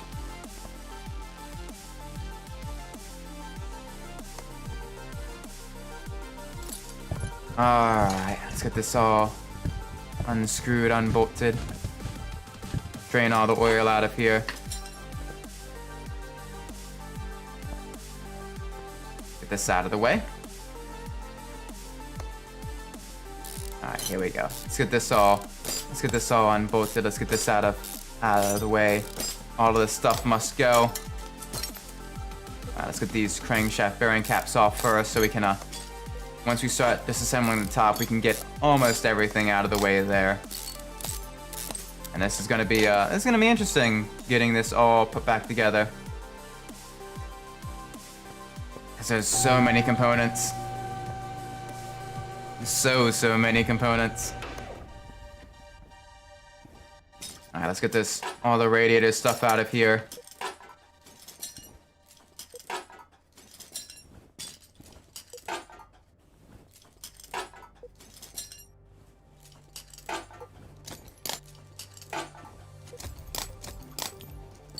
Get the remains of the exhaust manifolds out of here as well. Just unbolted. It's gonna be kind of tossed aside, gonna be replaced by something much nicer. Get the ABS system out of here that needs to be repaired. Oh, I wonder what should be the theme of the next selection of builds. Do we have enough money to kind of go for the really high performance stuff, or should we focus on some more slower vehicles just to see what we can do with them? I kind of want to take that Salem Flamo based off of the Ford Pinto, and I kind of want to see just how fast you can make that little thing. So I doubt that could. Oh, sorry, I had a tickle in the back of my throat there for a second. 1 second.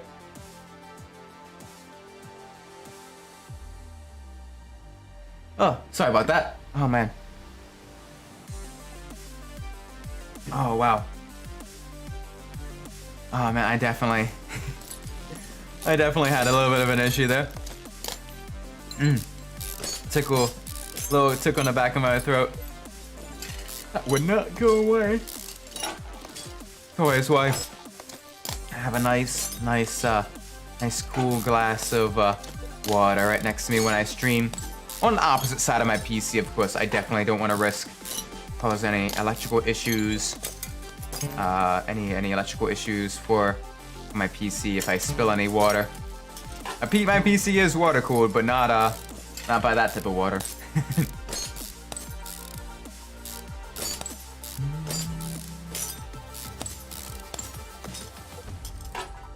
All right, now let's get this timing cover off. We're slowly getting all of this engine completely disassembled.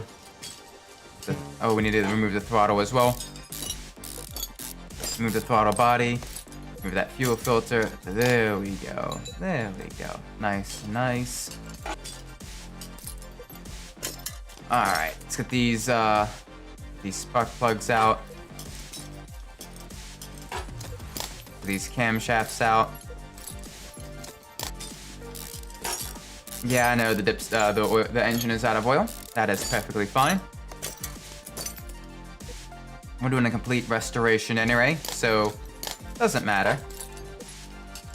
Get this all nice and rebuilt.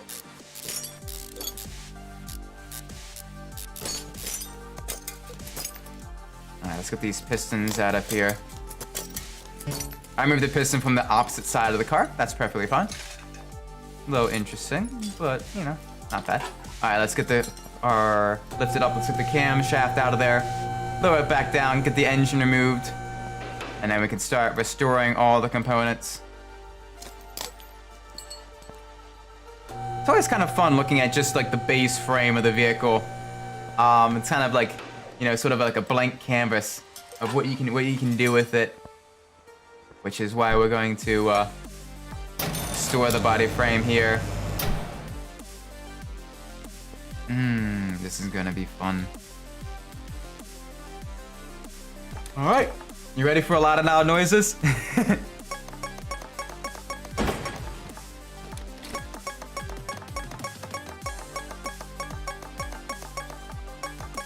All right, come on.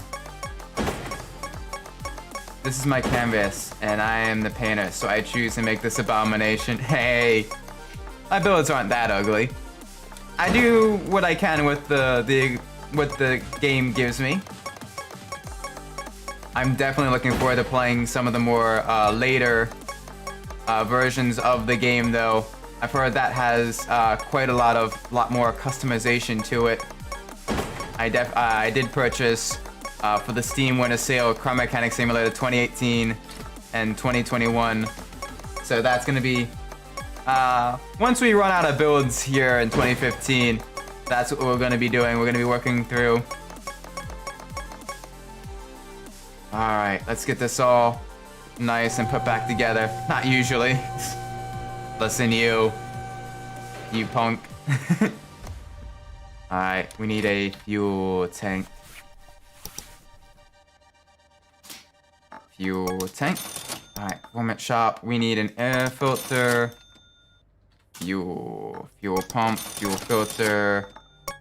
2 fuel rails. Let's get this all reinstalled. The performance fuel pump. We managed to restore the rear suspension cross member. That's very good. That's a very expensive component. So far, so good. So far, so good. A lot of components being restored. Alright, we need 1 upper member. That's fine. Alright, let's get this suspension RMB.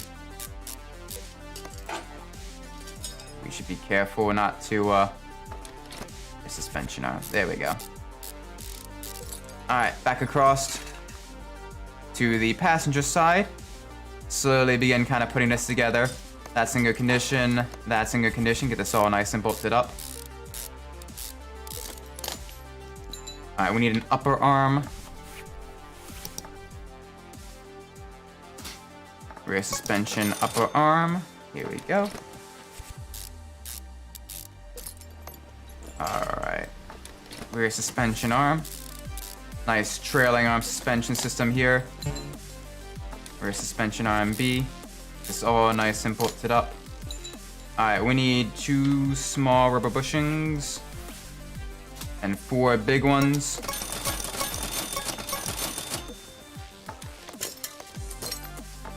Get this bolted in there on the suspension cross member.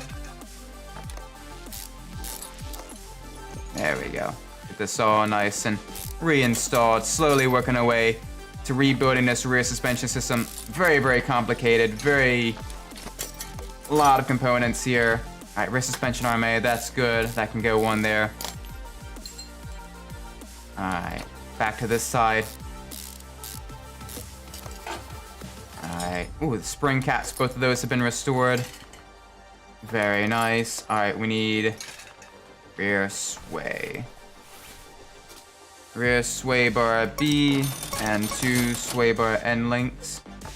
Get that in there. Get that in there. Get that in there. Alright, let's get 2 rear springs.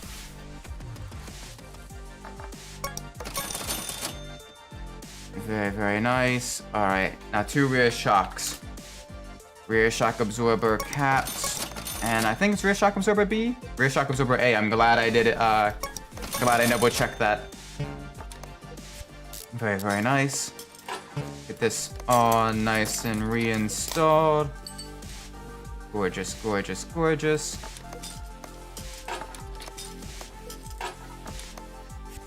This all bolted up in there. Alright, we need 2 rubber bushings. And we need 2 wheel bearings at the rear.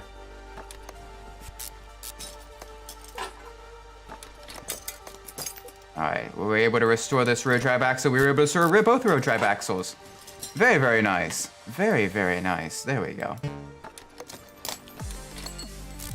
Having some good luck here with this. Beautiful, beautiful, beautiful. Alright, let's get the brakes now. Let's get this on. 2 brake discs. We need 2 brake pads.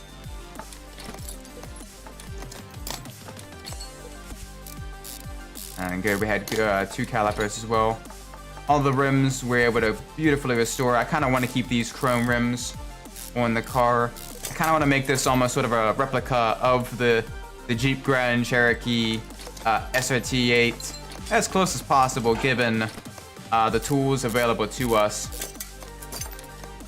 And these rims are probably about as close as we can get in-game with the very, very kind of very wide, very, very big, large diameter rims. Alright, now let's go to the performance shop. Go for the exhaust system. Rear muffler V8, get that. No, no, no, no, no, no, no. No, Isaac. Bad Isaac. Get the actual performance parts on the vehicle. Talking to myself like I'm talking to a cat. Alright, need an exhaust pipe. Exhaust pipe, 2 of these. We need 2 catalytic converters. 2 front exhaust pipe these. Meow. Yeah, meow. Ah, my cat. My little bean. She's a good little bean, but sometimes she's a punk. Sometimes she is an absolute punk that doesn't wanna listen. I got her her Christmas gifts as well. Some little dangly toys that light up. So she's gonna have a blast with that. Cause she really loves a lot of the light up toys. She really likes the like the laser pointers as well. We have a couple different laser pointers for her in different colors, and she loves chasing after the lights and everything.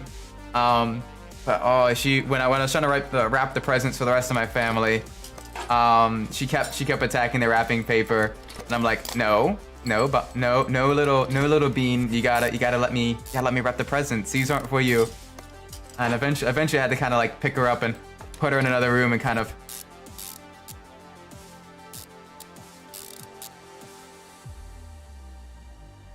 Peaks head in the stream, sees machinery.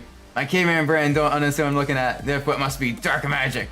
Oh, and hello, Umbras. Would you prefer Isaac? So I do prefer Isaac, but either way, thanks for stopping by. Anime Tribute channel. Yeah, so right now we're restoring a bolt horn Grand Mojave. Basically, let me kind of exit out of this real quick so you can kind of see the rough build going on here. Kind of roughly based off of the Jeep Grand Cherokee.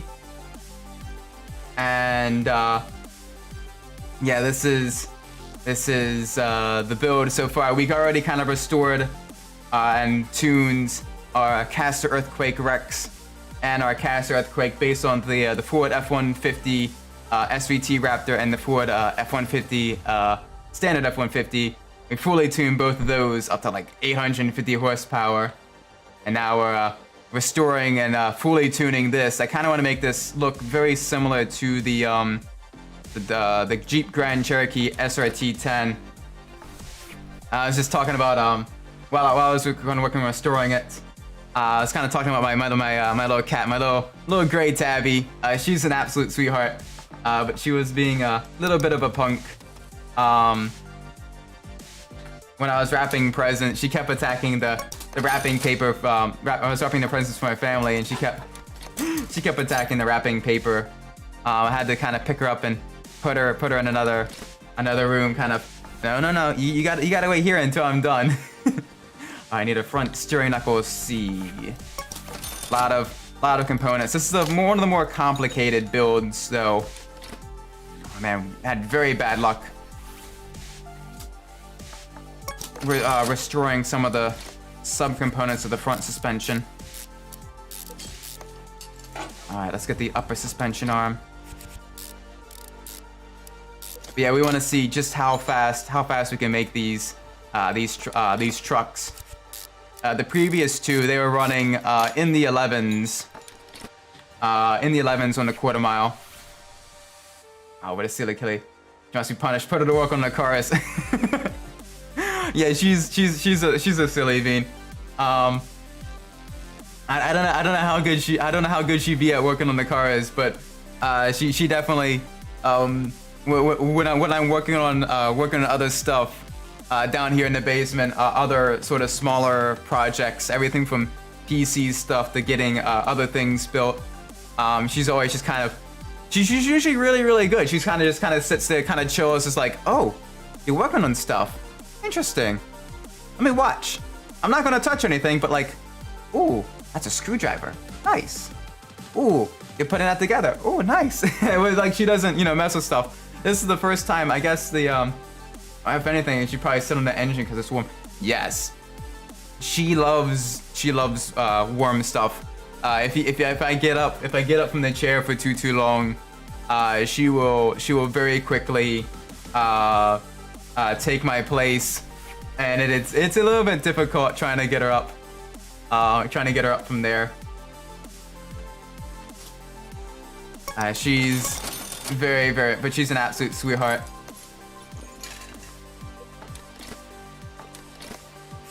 Very good. Very good little kitty. Alright, let's get all these front drive shafts bolted up. She's like, fine, I'll keep your spot warm. Hey, this is actually pretty comfy. Yeah, pretty much. She's like, you know, when I get up for bed, you know, go to work and everything like that, I'll come back up, you know, within a couple minutes. If I'm, you know, doing work from home and stuff, I'll come back up to use the restroom. I look over, she's sitting right on the pillow. You're doing the, you know, the cat, you know, where she kind of like needs, almost like making bread and stuff. And you know, any place that's warm, she's, you know, very content with. I wonder if I have to double check that.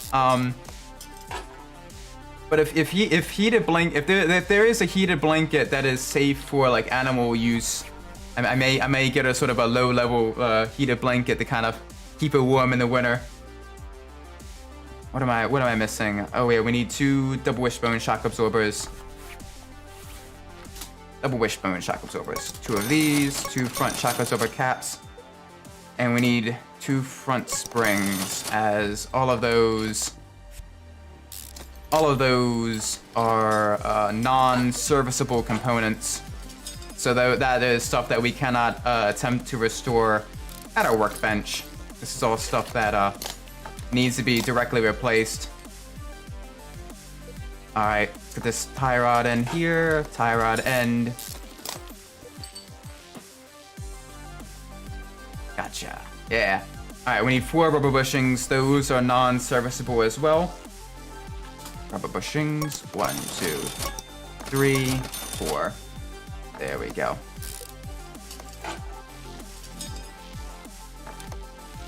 Very nice.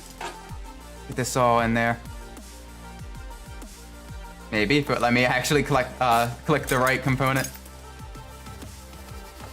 There we go. All right. Now the front sway bar, we need that. Front sway bar B, and we need 2 end link Bs. Front sway bar.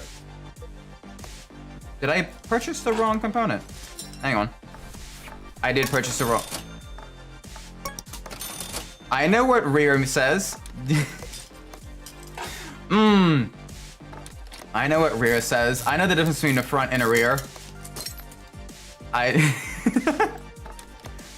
just, that's what happens when you when you click faster than you read. All right, brakes. We need 2 front ventilated discs. Thought I purchased 2 of those. Now I did. Caliper, both of those are in good condition. Now I can get the rims back on. Boop, boop, boop, boop, boop. Oh, there we go. Alright, brake pads, brake caliper. There we go.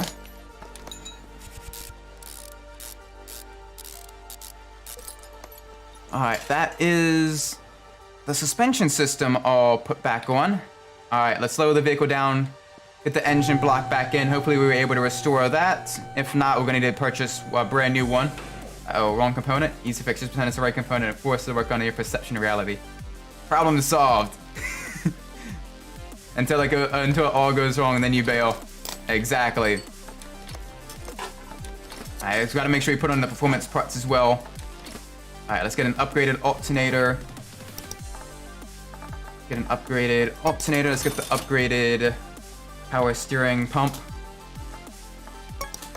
Yeah, I have found I can put on the right component. One of the annoying things of this game, I do genuinely enjoy playing this game. But one of the annoying things of the game is that the performance versions do not take priority over the standard components, which is a little bit frustrating. Alright, let's get the air filter base in there. Nope.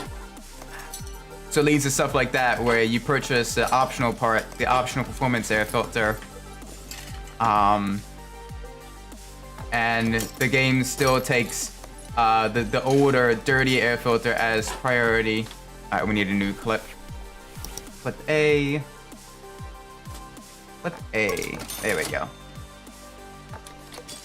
There we go. There we go. Nice, nice, nice. Alright, what other stuff can we put up here? Battery. Let's get the battery. Reinstall in the vehicle. Let's get the ABS pump. Put back in ABS module. We were able to restore both of these, which is good because together they are very, very pricey. And very, very pricey components. Alright, let's raise the vehicle back up. Let's get the drive shaft. Sorry, crankshaft. Get the crankshaft in there. Way too many shafts. Ayo. Alright, now let's get the performance gearbox components on there as well. Alright, clutch plate, pressure plate, flywheel. Again, with the older stuff taking priority over the performance stuff. It's nice if you're working on a customer car and you just want to, you know, put on the standard components for the customer, because I don't think the game gives you any extra money. The game for customer cars more so gives you money for completing jobs. Face with a raised eyebrow. Gearbox, clutch release bearing. There we go. Alright, time for the absolute mess that is all of the four-wheel drive stuff. So many shafts. I shouldn't have ordered exclusively shafts. You can't make a car out of this.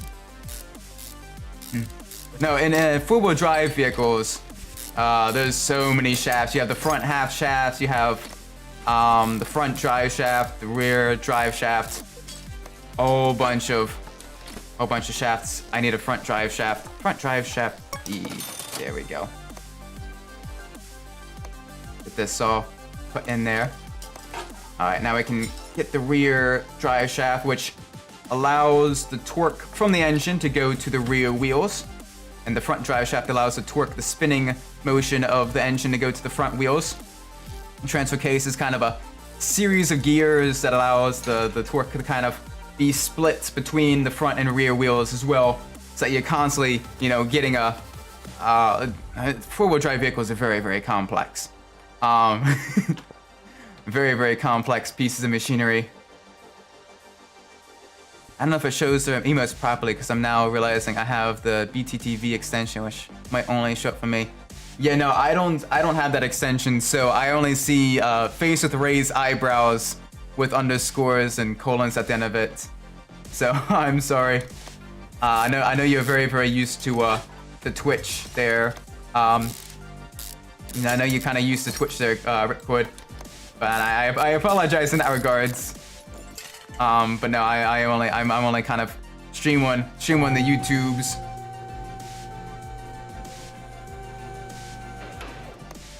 Same here. All right, so now we're gonna be doing some grocery shopping. Let's get the let's get 8. This is a V8. Let's get 8 pistons with con rods. 5, 6, 7, 8. Let's get 8 spark plugs. 1, 2, 3, 4, 5, 6, 7, 8. No problem. Might be worth looking into in the future though. Ooh, yeah. If you want to send me a link to that, yeah, if you want to send me a link to that, I'll have to look up that extension. I need 8 ignition coils. Ignition coils basically 6, 7, 8. Ignition coils basically converts high flow, low voltage energy into low flow, high voltage energy, so that it can kind of bridge the gap between the node and the conductor on the spark plug to create that spark to ignite the fuel in the inside of the cylinder and create the big boom that forces the piston down and makes the engine actually work. Alright, we need 4 camshafts because it's a double overhead cam. 1, 2, 3, 4, and we need 2 cylinder heads. Cylinder head for the push rod, not the push rod, double overhead cam. There we go. All right, time to put all of this. If I can actually use the optional parts here. Optional forged internals, which allow it to handle higher compressions. There we go. Very, very nice.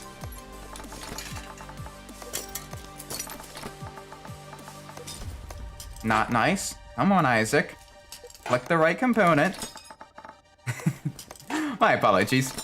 With so many components, as you're scrolling through and everything, it's very, very easy if you're trying to kind of do a quicker build and get to the fun stuff of the... Granted, this is relaxing for myself, but I imagine it's not necessarily the most, you know, riveting... Not the most riveting type of content until you get to the actual how fast does it go. Alright, we want the exhaust manifold for the V8 engine, the equal length headers allow the exhaust to leave the engine much more quickly, much more efficiently, which allows it to get more air in, much more cleaner air in the engine as well, for better, more complete combustion, and more power. Reduce any restrictions. Does make it also just a little bit louder too. But that being said, louder does not necessarily mean more powerful. You gotta kind of, it's a fine-tune, kind of a balancing act with getting the right amount of performance from your engine. Working on a rivet. Sorry, this is the most riveting activity. No, I love doing all the puns as well. Very, very fun. Alright, let's get this nice and bolted up there. Get all the spark plugs in. So many spark plugs we gotta scroll through. That's why it's always good to kind of clear your inventory after you're done a build, because you end up doing that even then. Loud equals my ears are bleeding. That's good, right? I mean, up to a point. A more powerful engine will naturally, due to the fact that you're having more combustion, you will and bigger booms and everything. It will be, you know, a little bit louder by due to that as well. But even then, it's a very complicated relationship. Sometimes loud is good, especially in like a racing applications where you want your exhaust to be completely unrestricted, you know, get out as quick as possible. But then there are some times where people, you know, drill holes in the mufflers and everything, and it actually causes more airflow resistance to that. And that's why a lot of times in engineering, they use computational fluid dynamics, CFD, and computer simulations to kind of simulate just how well the exhaust will escape from the vehicle. And it's really, really cool. You know, that's how you get all those sort of rainbow colors and everything. You get to see, you know, how the heat kind of goes away from the exhaust as well, so you can develop, you know, different heat shields and stuff. Very, very, very, very cool stuff. I love kind of doing all the computation, the CFD stuff, as well as the finite element analysis, which is kind of similar stuff, but it's basically where you run a simulation of how much stress and strain a component can take via a computer. And it's really, really cool. Alright, we also need a custom throttle, because if you're getting more air out, we also want more air to come in. Yeah, science. I mean, a lot of engineering goes into these machines that people kind of take for granted. But with even in a standard performance, straight from the factory, you're having inline 4-cylinder engines, in a fairly mundane, like a Camry, or even V6 engines in a Camry, making more than V8 engines just 20 years ago. It is truly mind-boggling, the advancements in performance technology that we've come to, and how much faster cars are because of that. Despite the fact that vehicles are even heavier nowadays than they were, a couple years ago as well. So that means if you do get into performance applications, there's a lot of weight you can remove. I thought cars are fueled by hopes and dreams. Only if you're on the last lap of an endurance race and you're at fuel map 6 and you're trying your hardest not to run out of fuel before the final straight. Totally not talking from sim racing experience there.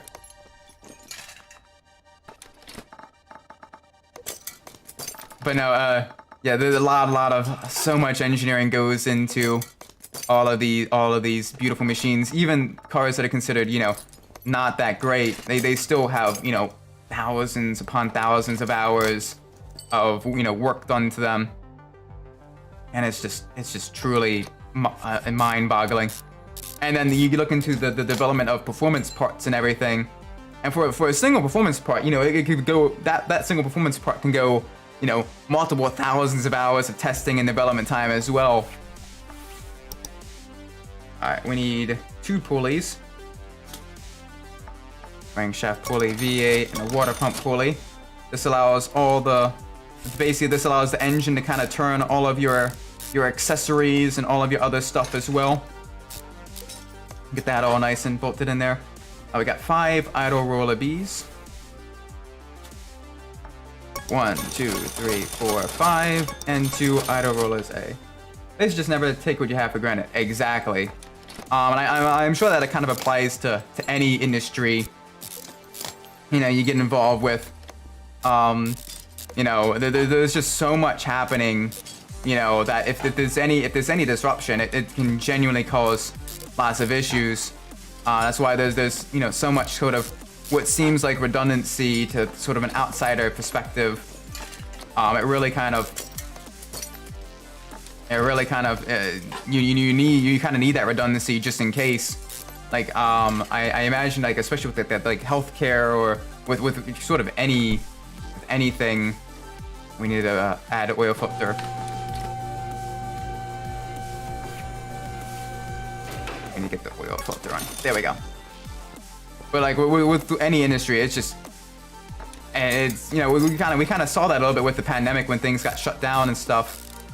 How much just everything kind of interworks together, and when one thing kind of gets stopped, everything kind of gets stopped. Or with the boat that got stuck in the Suez Canal, that caused a lot of disruptions as well. It's really kind of shows you just how much we do take for granted. There we go. All right, all of the main mechanical bits are on. Now we can hang on a second. Let's see what are they? Do we have any custom parts for this? Challenging question. Is there any job industry that could arguably take it for granted?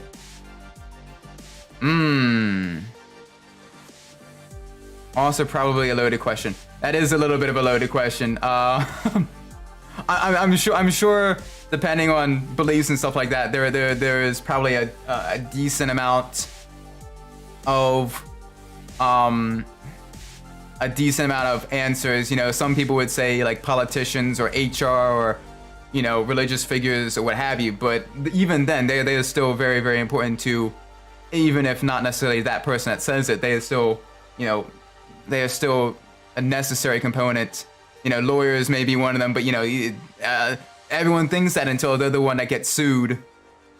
So it's I don't necessarily, at least not off the top of my head, I don't think that there is any sort of job that really is that could be taken for granted. Really, no job that if they they dropped off the face of the earth, anyone would notice a difference.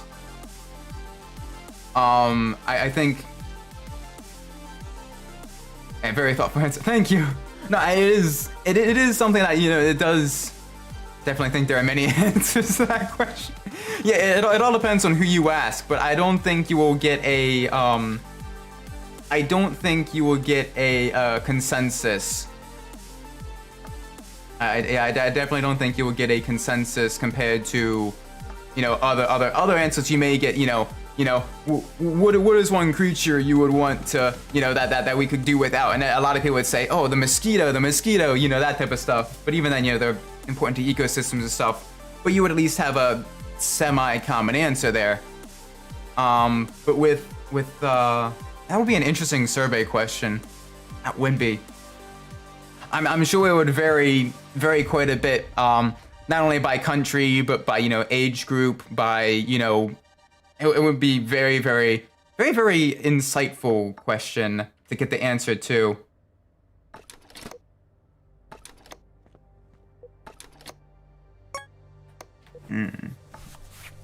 Bumper. I'm not a big fan of all of the chrome on some of these components here. I do like these alternate headlights though. Put that on there. I kind of want the standard. Kind of like these alternate taillights as well. All right, Mojave.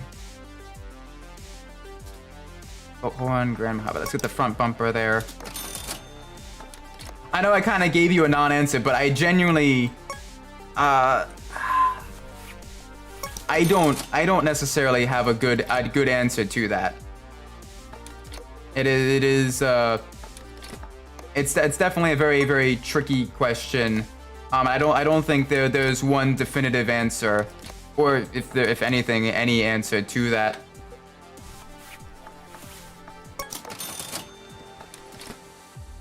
The answer is pretty much an ideal answer. Honesty, not arrogant, condescending, just not dismissive, just kind of realistic about the world and its pre-established systems. Oh, thanks. Yeah, no, I've worked in a couple of different industries now. I'm still reasonable. Depending on who you ask, I'm either kind of young or I'm getting up there in age. Depending on who exactly you ask. In terms of VTubers, I'm kind of on the older side of things. But VTubing's a very young person game. But no, I mean, even things like entertainers and stuff like that. They do kind of give means to kind of escape from the world, kind of allow people to kind of enjoy themselves away from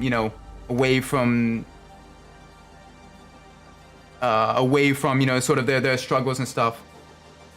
Where's that one? 26 years old, curiosity. Oh, you're pretty close actually. Oh gosh, I reset the color. Yeah, you're actually pretty close there. Roughly around that region. I want to get it kind of that dark SRT 8. Not quite. Maybe just a little bit brighter. That's better. Yeah, you're pretty close on the money. So, oh, oh, so you're around 26. Yeah. Okay, so you're right around my age. Okay, cool. All right, let's swap the tires to some high performance racing tires. Very nice, beautiful car. For a second, I thought you managed to completely, like, we're taking a swing at my age, and I'm like, oh, really close there.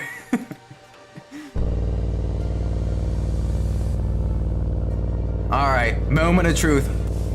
Before even doing any ECU tuning, let's see exactly how fast we can get, how much power we have this vehicle. Oh boy, here we go. 715, a bit lower actually. Specifically with an Aussie accent. Specifically with an Aussie accent. Huh?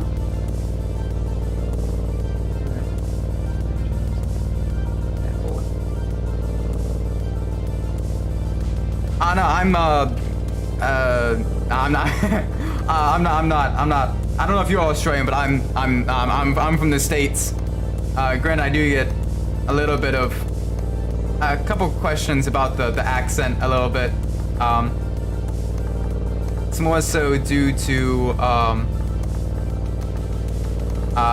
so I do have family over in the UK as well, and also watching a lot of sort of global motorsport as a kid. We gotta go a couple more around this.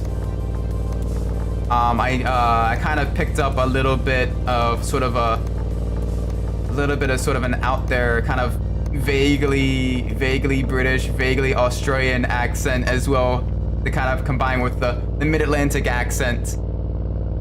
So when people talk to me, they're like, "Bro, where the hell are you from?" if they don't know me too well. I don't have an overt Aussie accent, but I imagine I do have one, considering I grew up down under. Oh, well, welcome to the stream. Wow. So it's very warm for you now, because it's got like summer, because you're in the southern hemisphere. Well, if you're still in Australia, so they said grew up down under. I don't know if you're still down under there or not. But that's really cool. Yeah, you've got snow. You're just a little bit north of me, and I'm kind of right around the mid-Atlantic region. All right, so we fully tuned this. Still, I hate summer. Christmas hot. Yeah, right now it's fairly cold, just above freezing here. But we had our first couple of days of snow just recently. Yeah, it's a little bit tricky driving in the snow. Not that fun. But yeah, hang on a sec. Let's give this a good test. Here we go. See how fast we can get into quarter mile. It's a little bit down on power compared to the earthquakes. All right, come on. A little bit of wheel spin off the line there. Want to make sure I don't bounce off the motor too much. Ooh, very fast quarter mile time though. Under 11 seconds. They still play Christmas songs about snow despite it being summer down there. Yeah, that's a good question. I didn't think of that. That's actually pretty quick. Let's try one more run. Let's see just how fast we can get this, because I know we kind of had a little bit of wheel spin and a little bit of bouncing off the rail motor right from the start. Stuff like, I wonder if that's the case. Like, well, yes, but there are some Aussie alternatives. Ooh. Ooh, I have to look up Aussie Christmas songs. Cause right now the big one. I'm trying to think of examples. Aussie Christmas songs.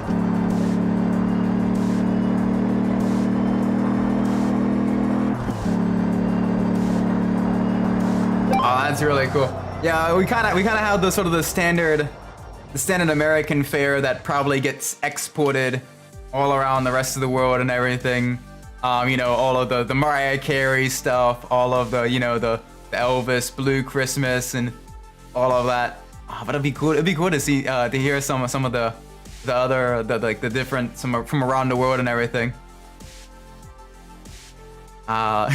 Mariah Carey's.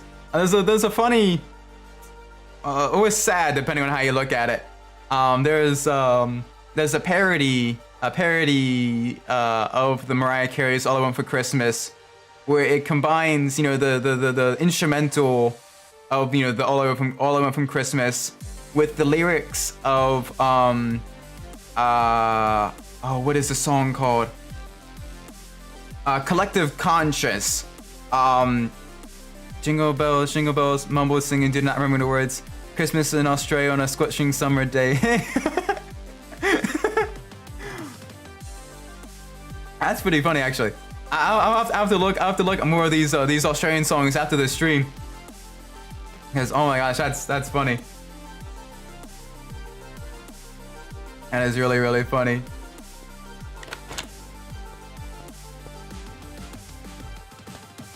Oh, alright. Move down. So let's get this nice, good picture of our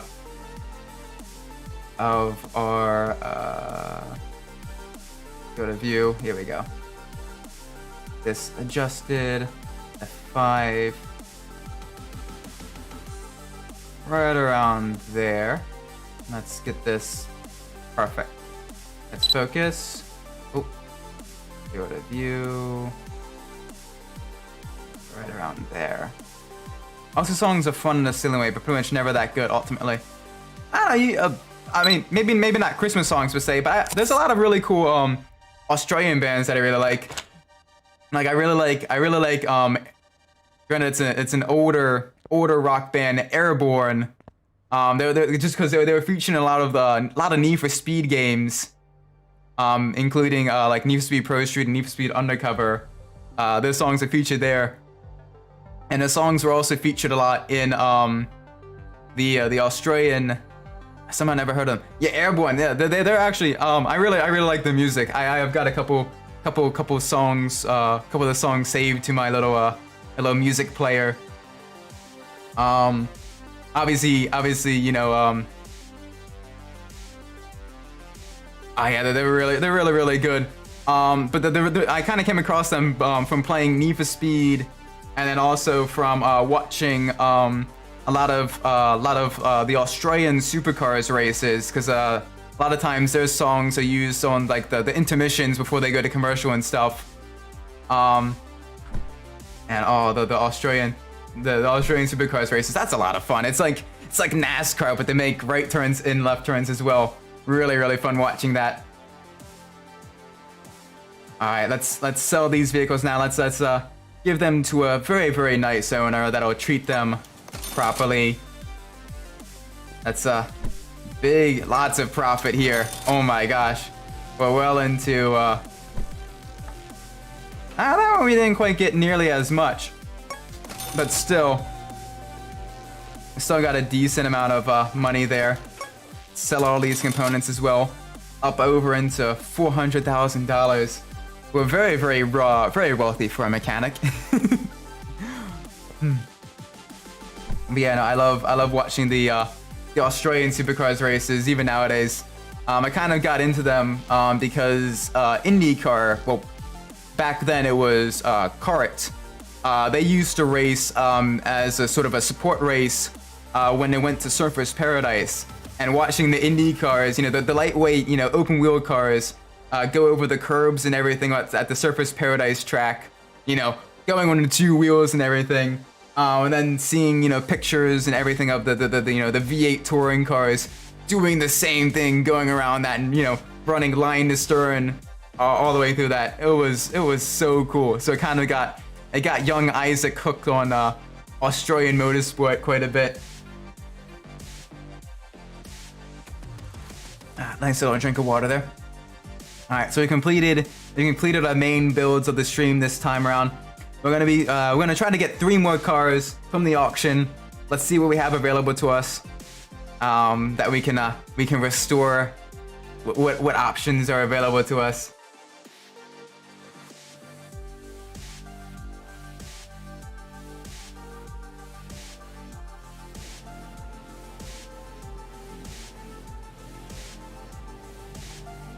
Oh, it's loading. All right, what vehicles? All right, the first one. All right, V8 modern muscle car, the Delray Imperator, kind of a look of looks kind of similar to the Dodge Challenger. Max bid for this, we're going 31,000 probably. Or 35,000. We'll do 35,000. We've got enough money to upgrade this. This will be a fun one to swap a supercharged V8 into on the next stream. So right now we're kind of winding down the stream just a little bit, just trying to get the cars we'll be restoring next Sunday's next stream. I've already kind of blown my budget just a little bit. One more time. All right, Mr. Moneybags, you can have that. That's fine. That's fine. All right, so we're gonna try to get some modern and classic V8 muscle cars to restore and upgrade next stream. And here we go. The Bolt Reptilia, kind of based off of the third generation of C3 Corvettes. Nice convertible car as well. I'm definitely gonna get this. This is definitely a car I want. I'm gonna kind of go up to probably around 18,000. Come on. Be nice to me, game. Come on, Uncle Pennybags. It's always like one or two guys that are just like absolutely going ham on this. Okay, fine, 21,000. So this is why you keep Isaac away. This is why you keep Isaac away from actual auctions. It's a little bit too competitive. Little bit too competitive for that. Thankfully in this, it's very, very easy to make money in this game, especially in the finals, like in the end game of this game. Ooh, the Tempest Magnum, based around the Dodge Charger. Let's try this one as well. Yeah, let's raise this up. Come on. Probably about 15 grand for this. It's in half decent condition, but it can definitely be much better. Come on. Bloody hell. Alright. I'm stepping away from that one. Good job, Uncle Pennybags. Good job, Monopoly Man. The little Malik. We've already fully restored, fully upgraded one of these. So we're gonna skip this one. Little itty bitty Fiat. Got that Monopoly money, exactly. We've already restored this one as well, the category Katsumoto. The name taken from the Japanese woodsmith. We've fully tuned one of those as well, made just under 300 horsepower. Salem Inspector Fastback. We can try to bid for this one. Probably max bid of about 21,000. I'll buy it for all the money in my piggy bank, which may not be small or huge. You don't know. Yeah, thankfully we have quite a bit of money in our piggy bank, which definitely allows us to kind of spend a little bit more on these vehicles, kind of splurge a little bit in terms of upgrades. But yeah, this is going to be a fun one to fully upgrade. Come on, max bid 21,000 for me. I want that Mustang. There we go. Absolutely gorgeous. Absolutely gorgeous. All right. And then the final sort of V8 muscle car we have, either modern or classic, is that Bolt Hellcat. So that's going to be the final car we're going to try to get. If we don't get it, we'll refresh the auction and try to get one more car to focus on the tuning and upgrading. We just got done upgrading the Cassia Earthquake brutally fast as well.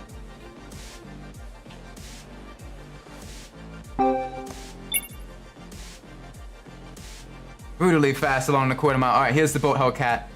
Kind of based off of the Chevrolet A-bodies. Fun fact, the A-body chassis, like the Chevy Chevelles, the Monte Carlos, and all the other GM A-bodies, up until the early 80s, a lot of them were actually assembled in Baltimore, which is sort of my home city. Well, it's a little bit, it's close enough to me to be considered my home city. There we go. And that's going in parking. There we go. We got our vehicles. We got our vehicles to start for the next stream.